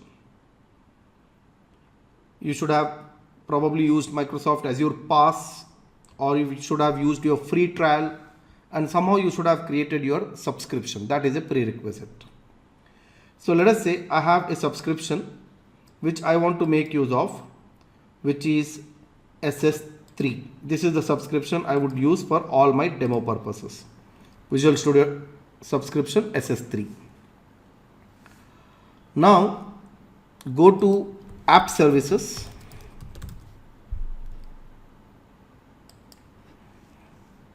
I don't have any app service. I would like to create 3 app services one by one. In SS3 subscription, I'll create a resource group,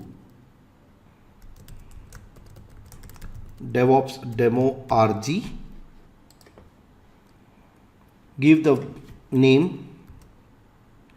I put my company prefix, hyphen. I'm going to build 3 environments.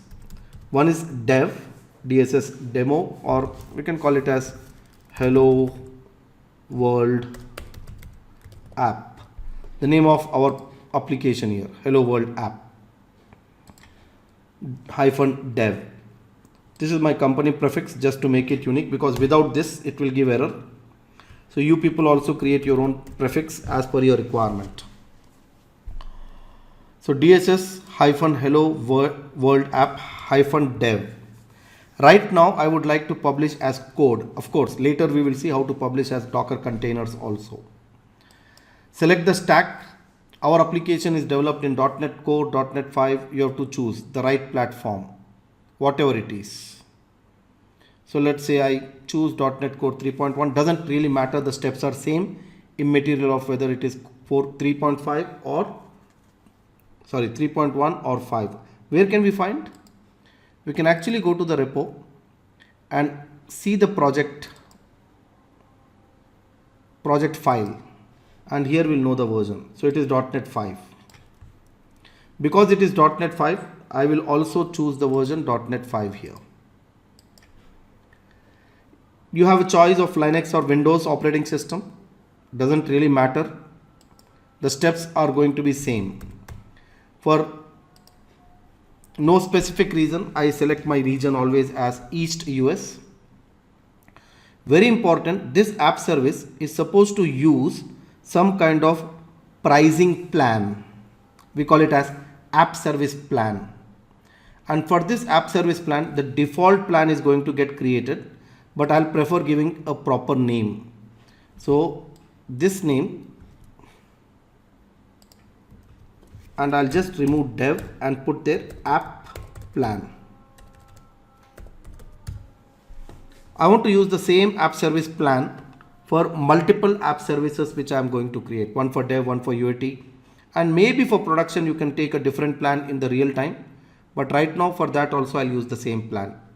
So the pricing is not going to multiply.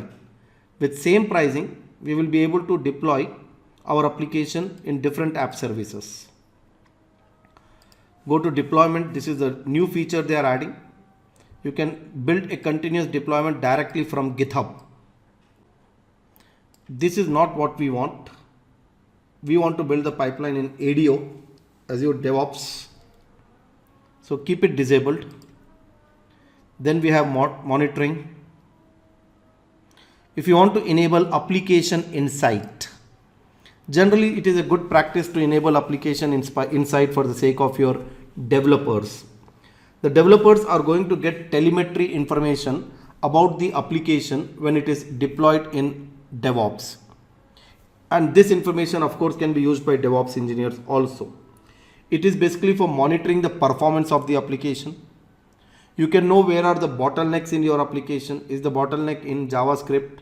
Is the bottleneck there in the server side code, or is in some external source of data like database? You can get a list of all errors, unhandled exceptions which are thrown probably on server, some kind of errors if they're in your JavaScript in Ajax calls. All that information, if you want to know how the traffic is on your website, how many sessions are getting created, who are creating those sessions. You want to know if our website is always running or it has gone down. Can it sustain so much amount of simultaneous users if you want to do that kind of testing? Yes, application insight is one beautiful service for achieving all these things. But right now that is not my focus. We may probably come back to it.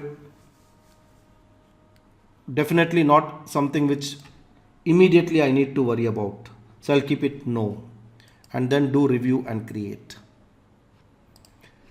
This is going to create a new app service.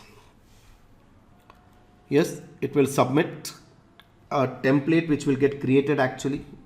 Here you will see an ARM template.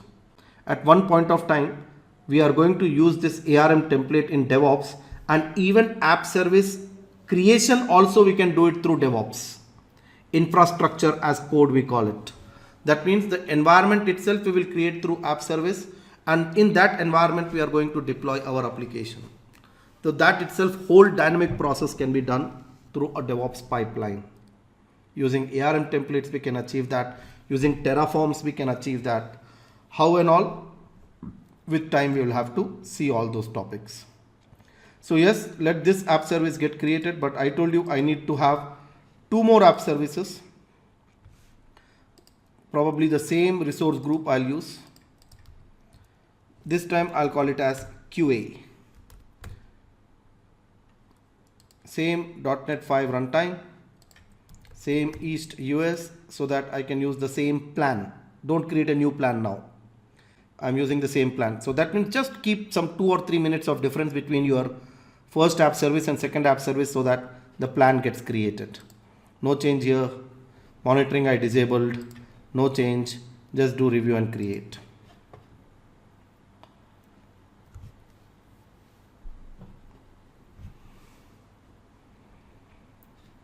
Click on create, wait for submission. Again, it will show you template.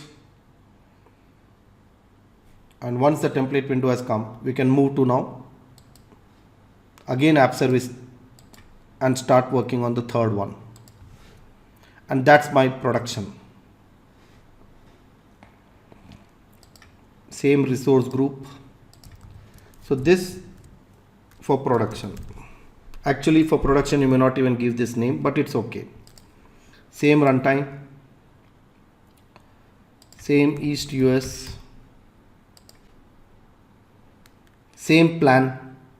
Generally in production we may not use the plan which we are using for QA and dev.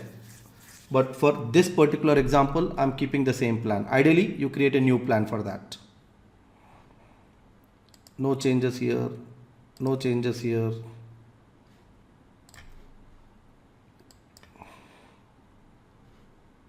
Review and create.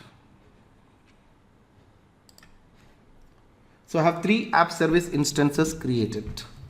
One by one, they will all get listed here under app service tab.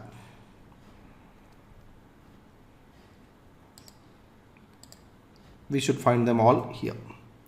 So let us wait for let us wait for production also to get created. And once the production is created, I would like to add a slot. The staging slot I would like to add to it, because that is what we want to use for deployment and then swap it with the production slot. And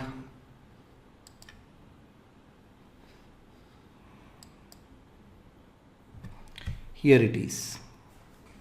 So go to production app service, and here you would have deployment slots. Remember, for deployment slots to work, you should at least have standard pricing tier. When I created the app service plan, minimum you should choose standard. It can be premium, but basic app service plan, if you choose, deployment slots are not possible there. So add a slot. You can give any name. I call it as staging. So you see now the name, whatever is my production app service hyphen staging, this name has got added. If suppose the production app service has any kind of configuration settings, you may want to copy them. Right now we don't have anything actually. There is no configuration settings, no key value pairs which we have here.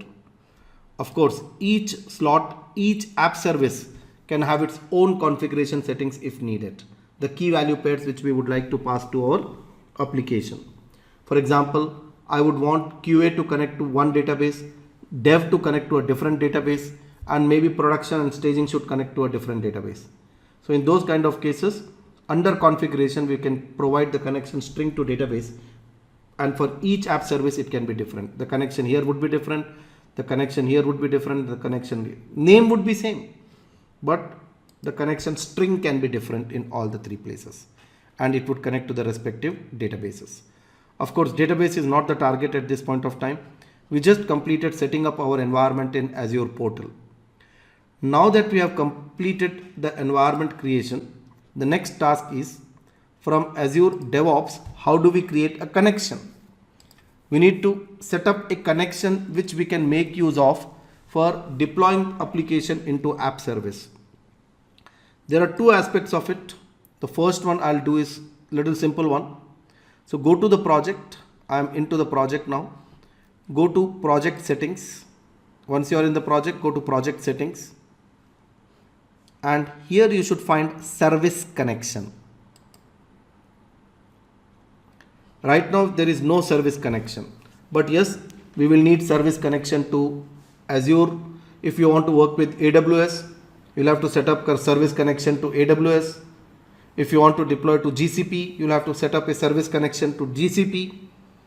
Like that, if you want to deploy your Docker images into Docker registry, for that you have to set up a connection. If you want to set up, if you want to deploy your application to cluster of Kubernetes, for that you have to set up connection. So various types of connections we can set up here, and you can see the complete list here. What all built-in connections are there, you have them here. You don't see something like AWS, you don't see something like GCP. But if you want AWS and GCP to be used for deploying your application, you can definitely go to the gallery, and in the gallery you can search for AWS connection. And once you install that AWS toolkit for Azure, then you can set up a connection for that also. This connection. And good thing is it is by AWS themselves. AWS has given this particular toolkit. You can just use it for connecting to AWS. Like that for GCP also we have, and so many other places we can find. I mean, so many destinations we can find in addition to, of course, what is built in. So I go back to my portal. For now, I would like to create a connection to Azure.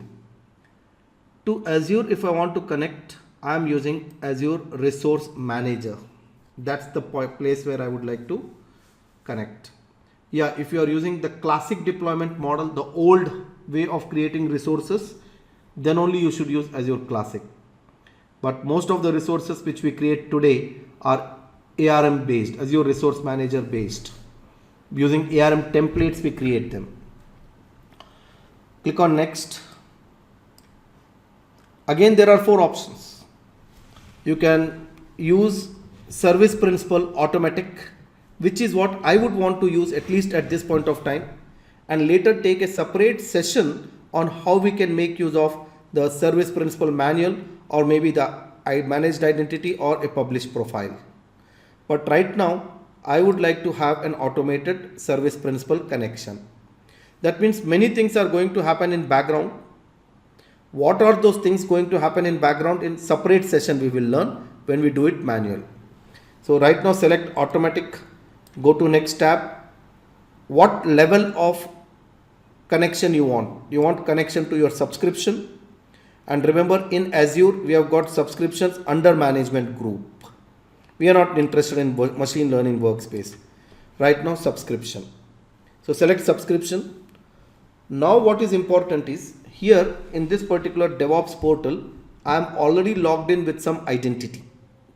All the subscriptions where that identity has access to are automatically going to be listed here. In this is my Visual Studio subscription SS3, where I have created the app services. You give the same double verification it's doing. Choose SS3, sign in.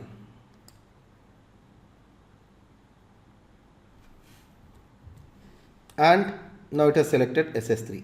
Reconfirm that the ID is also matching 99115. Verify here. The SS3 subscription, which is used by the app service, has the same ID 99115. So matching. So where my app services are deployed, for that only I have a service connection established. Every resource is under a resource group. Would you like to restrict your resources to only these resource group? You can choose that, and you can say no, I don't want this connection, I should be able to use it with any resource group. That's your choice. And give a name here. I'll give VSS S3 and the resource group name demo RG, or this is enough otherwise. VSS Visual Studio Subscription S3 is enough. A short name for this is what I have used. Connects to Visual Studio Subscription SS3 resource group DevOps demo RG. There is an option here, grant access permission to all pipelines. That actually matters only for YAML pipeline. It doesn't matter for the classic pipeline which we are going to build right now at least. But keep it checked. What is the importance of it? We learn later. Save it, and now you will see that a connection is created. Something very important, when this is completed, there are many things which have happened actually in DevOps, in Azure portal. One, a new service principal will be created. That means you will be able to create this service connection provided you have administration rights on Azure portal in AD. So in Azure Active Directory, if you go to app registration, here all applications, and you see this is actually just now created. No, this one. Sandeep Soni is my company name in DevOps. Hello Web App is the project name, and this is the name, the ID of the subscription. It's just now created.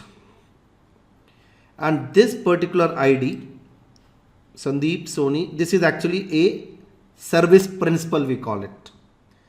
This particular service principal is given permission on subscription. So go to Visual Studio Subscription. In that there is something called as access control. Look at role assignment, and here you will find that same.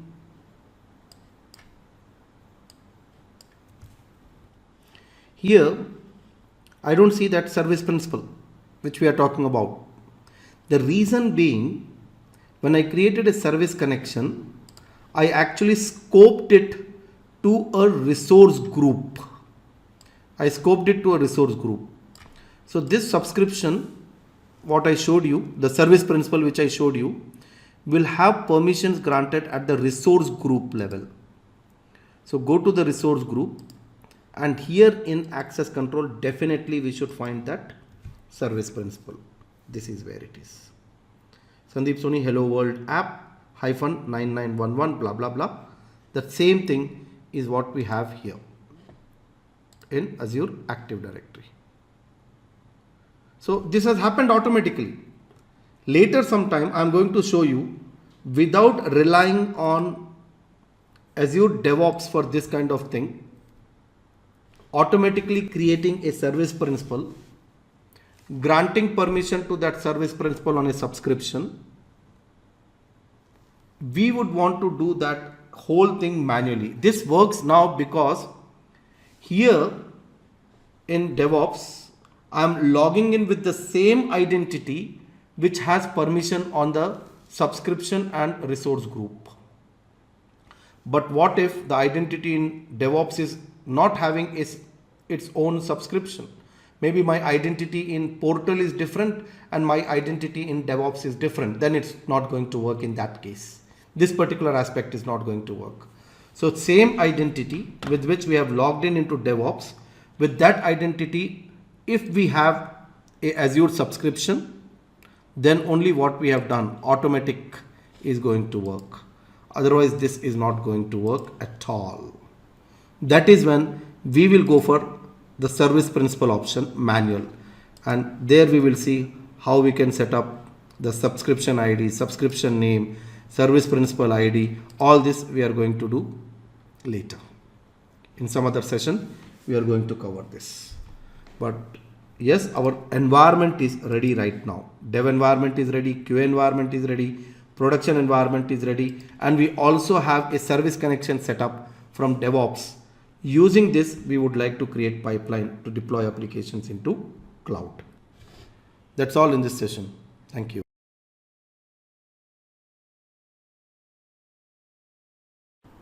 Creating a multi-stage deployment pipeline.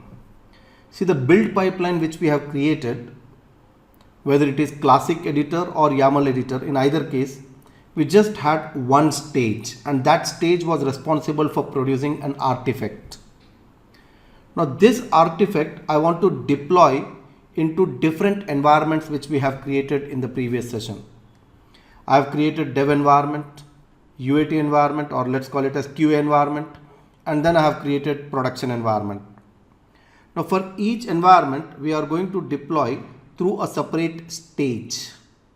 So now let us see, going to the Azure portal, DevOps portal, go to the project, go to the pipeline. Now earlier we have used this section. Now I would like to create a release pipeline. Again, there are two ways of doing the same thing. One is using the release pipeline, which is classic, and the other is we extend the same YAML file which we have written earlier. First, let us do with this release pipeline. So I'm creating a new release pipeline, and you have the opportunity to directly choose a template where you want to deploy your application. So I want to actually deploy in Azure App Service Deployment. This is what I want precisely. If it is Java, you would use this, but mine is a simple .NET Core application. So click on apply. You see now this stage is automatically configured and a job is also added to it. So in that stage, here we have to choose a Azure subscription. Basically, we have to choose a connection which we have created earlier. So in the previous session, I created VSS-S3 something that I'm going to get here, and I'll choose the same thing. Here it is, VSS-S3. So under that subscription, our app service is Windows based. If it is Linux based, you have to choose that. If you have used containerization, you have to choose this, blah, blah, blah, blah, blah. So ours is a simple Windows based app service. I want to first deploy into the dev environment. But remember, these are properties which are global. These properties are again dependent properties of this. So here it is disabled. This subscription is nothing but the subscription which I selected at the stage level. App service is at the stage level. App service name is at the stage level. You can always unblock it. I mean, you can always detach it, unlink it, and select it from here itself. Or rather, you can even delete this task and do it from scratch.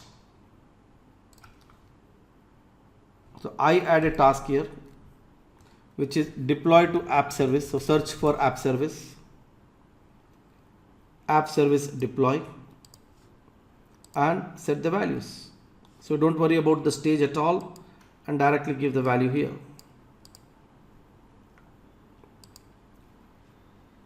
Dev is where I want to deploy.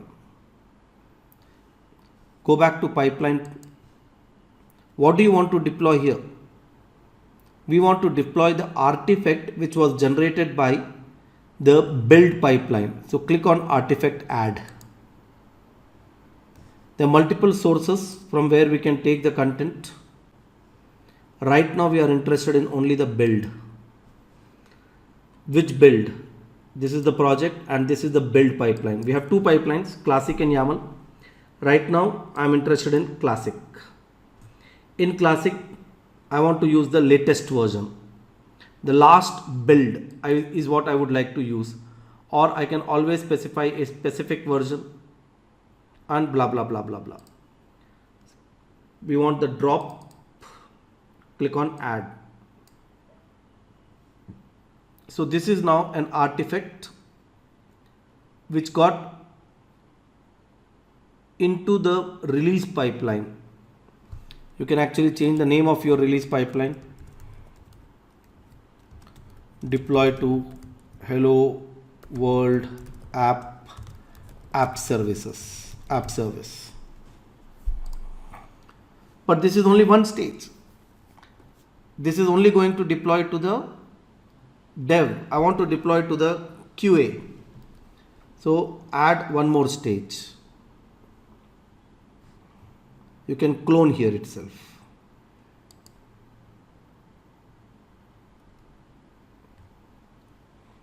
Or if you don't want to clone, you have the option here, new stage. But when I cloned, to have clarity, this I'll rename to deploy to development. So development environment, and this is QA.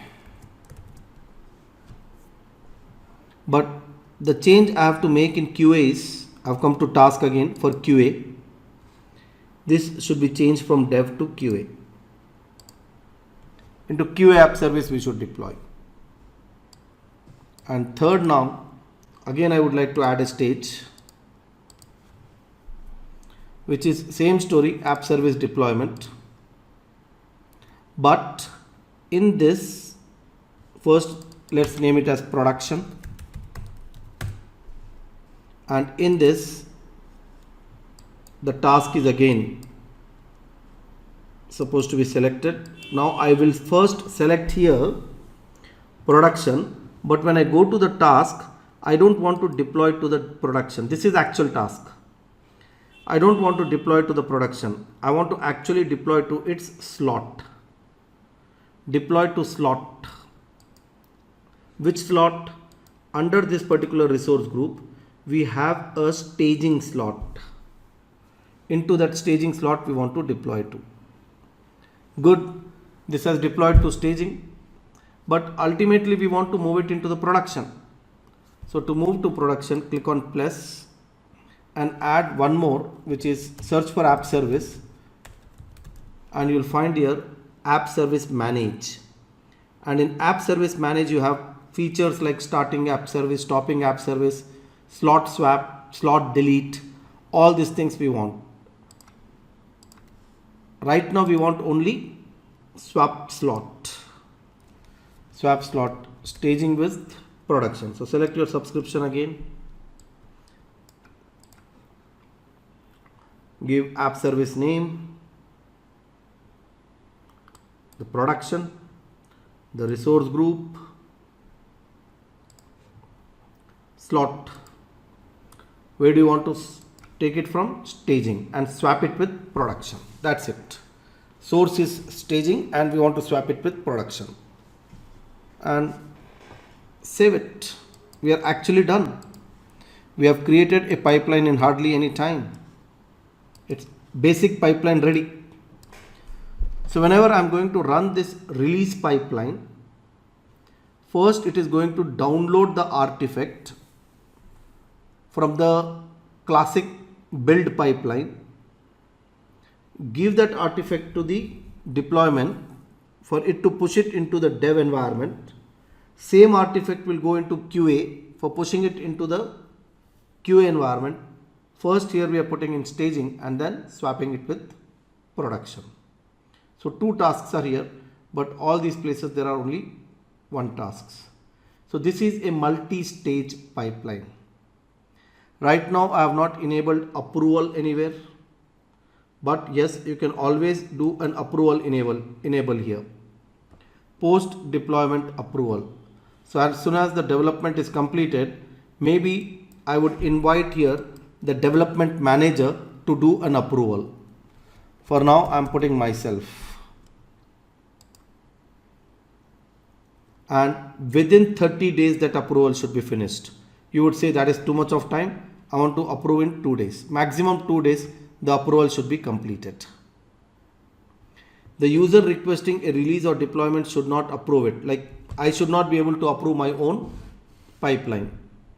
The user requesting a release. I am only going to create a release now. The release is nothing but an instance of the release pipeline. So we have release pipeline. When we start a release pipeline, what we say is a release. So for one pipeline, there can be multiple releases. So every time it will take a new artifact or an existing latest artifact it will take and deploy into various environment. So here I have done post deployment approval. Likewise, here also you can say post deployment approval is enabled. Again, I am adding myself.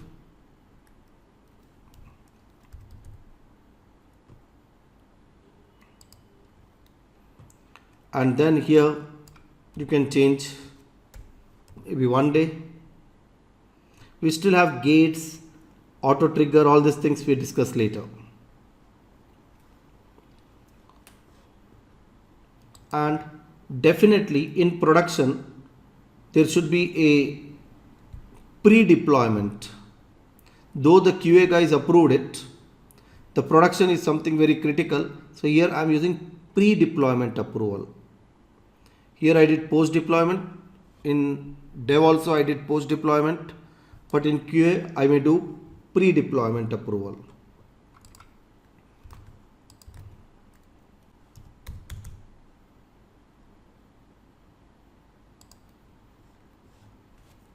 And that's it. Save it. So pipeline is properly configured, including the approval process.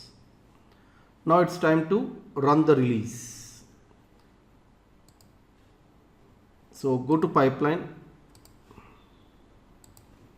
This is the complete pipeline. Because it is in continuation, only when this particular deployment is completed and only when approval is given, it will go to the next stage. It's not going to deploy this and this parallelly. How to deploy them in parallel, that I'll show you little later. So click on a stage to change its trigger from automated to manual. No, I don't want manual. I want automated for all three of them. So just say create, that's it. A release has been created. Release 1. You can now go there and watch the progress of it.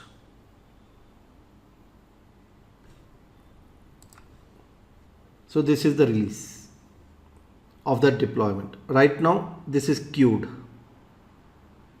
So go to logs and here you can see the progress. Initialize job.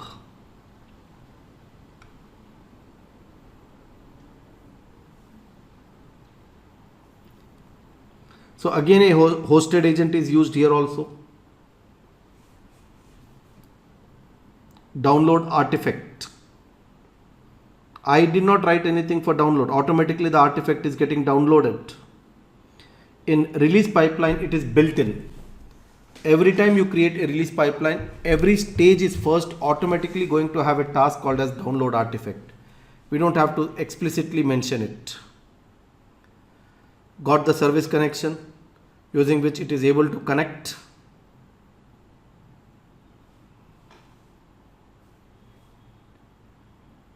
Here you see updated app service application settings and Kudu application settings. Basically it is indicating here in the app service that it's deploying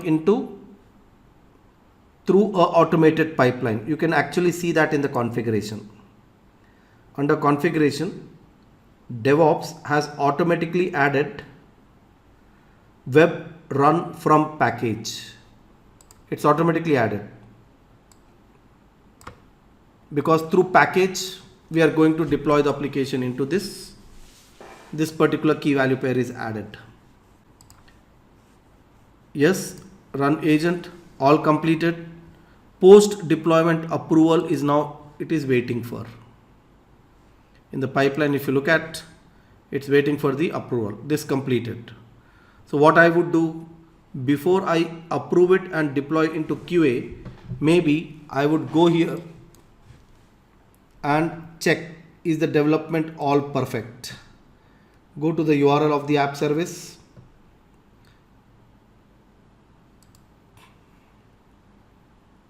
And all looks good. We have not done anything great, but yeah, the deployment is there.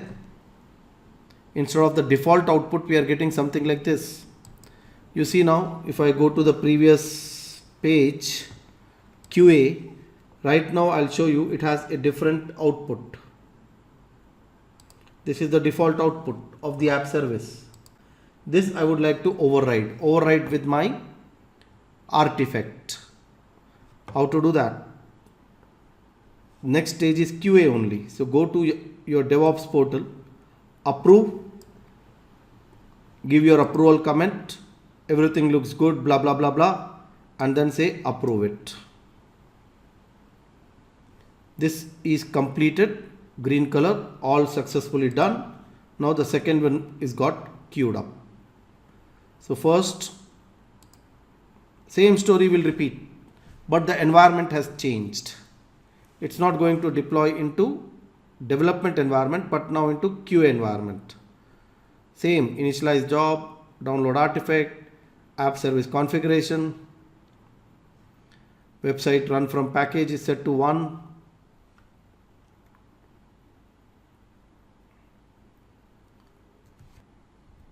Deployment using zip deploy initiated. App services support zip deployment. Successfully deployed.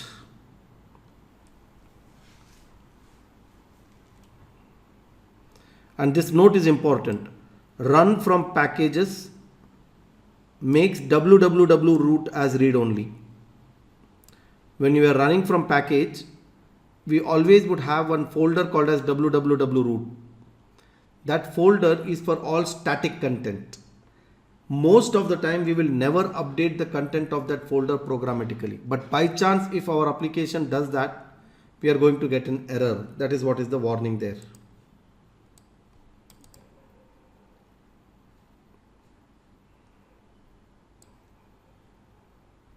You are not allowed to update the content of www root when pipeline is used for deploying. And again waiting for approval. But before that, I go to the QA version. Here we have actually. This is a QA version. Refresh, we should have the deployed content. And if you are convinced everything is fine here, simply go back and approve it. And now it is trying to deploy into production. So back to production. Click on the URL. This is the old deployment. Now keep refreshing here. As the task is executing in the background, you will see that suddenly the old content will get replaced with new content. You will see now here the progress is there. Okay, pre-production approval is pending. And when you click on this and approve, now it started deploying into this. Running on agent hasn't started. It has to actually come here. Whenever it gets the agent machine, it's going to execute the tasks which are given in the production stage. There are two tasks which I have given in the production stage. First is deploy to the slot and then swap it.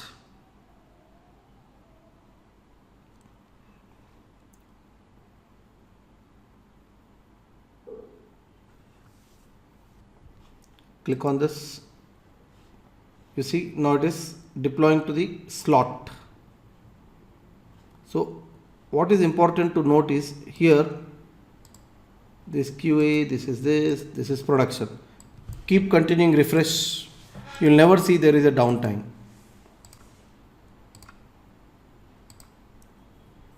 Whenever the task is completed, it's still deploying to the slot. So how to see the slot content? To see the slot content, you can give here -staging. That's the name of our slot.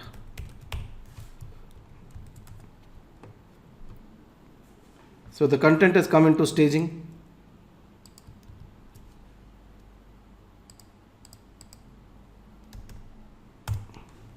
Production is still old. Now it would be actually doing the swap. Keep refreshing here. The production At one point of time with no downtime, you will see the content from the production also gets changed. What we had in staging, that is coming here. No downtime. There is no downtime at all.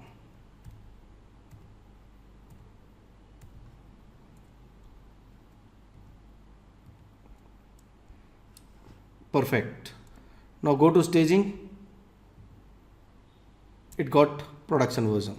So what was in production has come to staging, and what was in staging has come to production.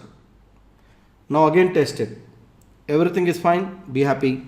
If it is not, you may want to again swap it.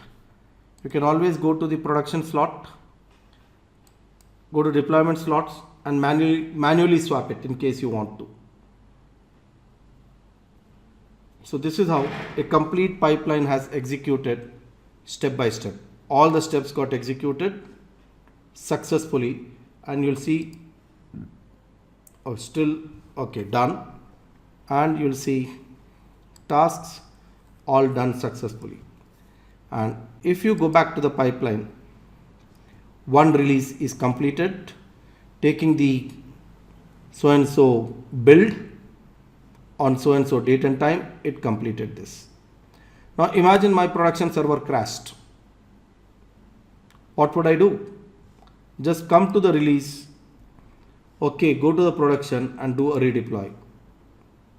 Finish. Immediately it will deploy again into the production. This is the beauty. This is the beauty of the pipeline.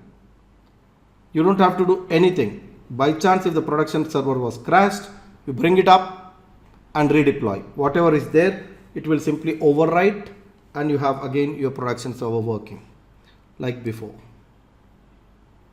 Same task will just complete one by one. Now I would like to show you how in a release pipeline we can have continuous deployment. If you remember, here in the pipeline in Classic, I can go and enable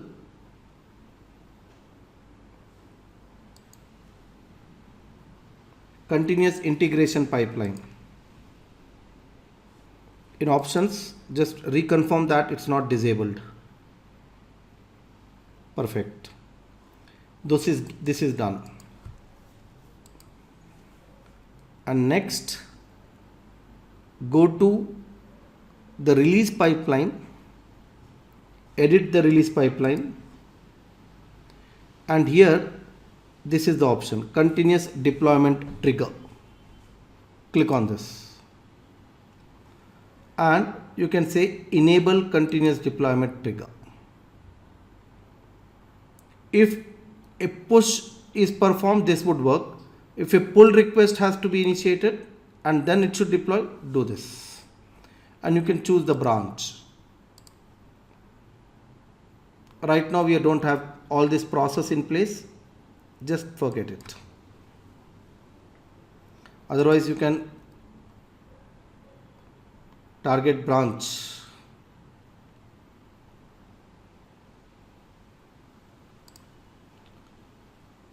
So this is good. No filters. I just enable continuous deployment. I'm not doing any filtration. Though you can again add branch filter, include, exclude. Same story as we had in the CI pipeline. We can say this particular branch. And if that branch has this particular tag, then only include it or exclude it. You can always do that, but I'm not doing any filtration. Here we don't have path, remember that. In the build pipeline we had path. So now, keeping this enabled, just save it. Now go to the project in your local directory, local machine.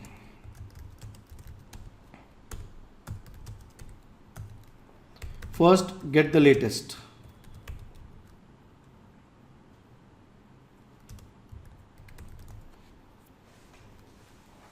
We have made a lot of changes to the pipeline, especially the YAML file.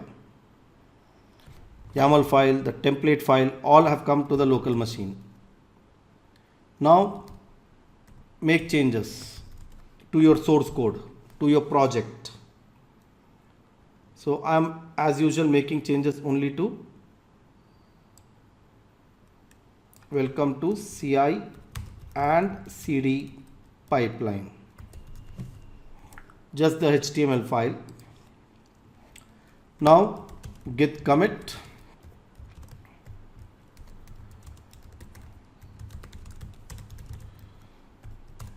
-a and then git push origin master. Just wait and watch now. Because of this, you will see that automatically my pipeline got started. I haven't done anything. The moment I pushed it, the classic pipeline is initiated because of continuous integration. And whenever the classic pipeline is completed the task, that means the agent is produced, you will notice automatically the release pipeline will be initiated. Classic pipeline is done, and followed by this you will see a release pipeline is also automatically started. Done. Go to release now. A new release will start immediately. Release 2 has started. So this is continuous delivery of application, CI and CD pipeline, continuous integration, continuous delivery.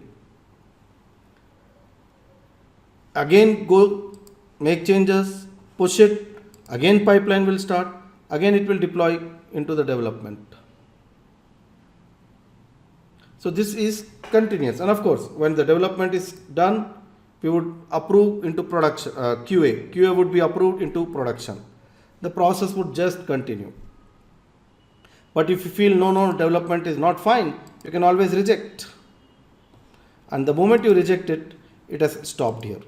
It has not gone beyond it. It's all cancelled. No deploy, nothing. Because we've probably found some problem. And now continue development again. Make changes, push it. CI pipeline is going to run. No human interaction. The beauty of the whole process is zero human interaction. By just pushing the code from my machine, I am able to go to the dev box, dev environment, and test my application. If you are a co-developer with me, you are also probably pushing the code. Your code would get deployed and you can test. So like this, your code, my code is getting merged, going through the pipeline and getting deployed. Yes, I'm not going to the extent of showing you. First we push it to the feature branch. From feature branch we move the code into the master branch, and on master branch the pipeline executes. All that is a process actually. That is a system which you have to build. Once you are very confident with all the process, all these steps, you have to build a process on how the code should navigate from here to there, there to there, there to there, and eventually to the production. Yes, before I close this topic, I also want to show you one more thing here. Right now we are doing this step by step, but if needed we can always say that we want the QA stage to come along with development, or we may have two teams of QAs. So I may add one more stage,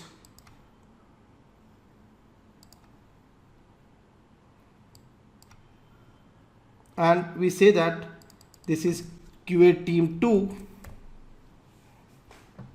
Right now you see immediately from here it will be deployed to QA team 2.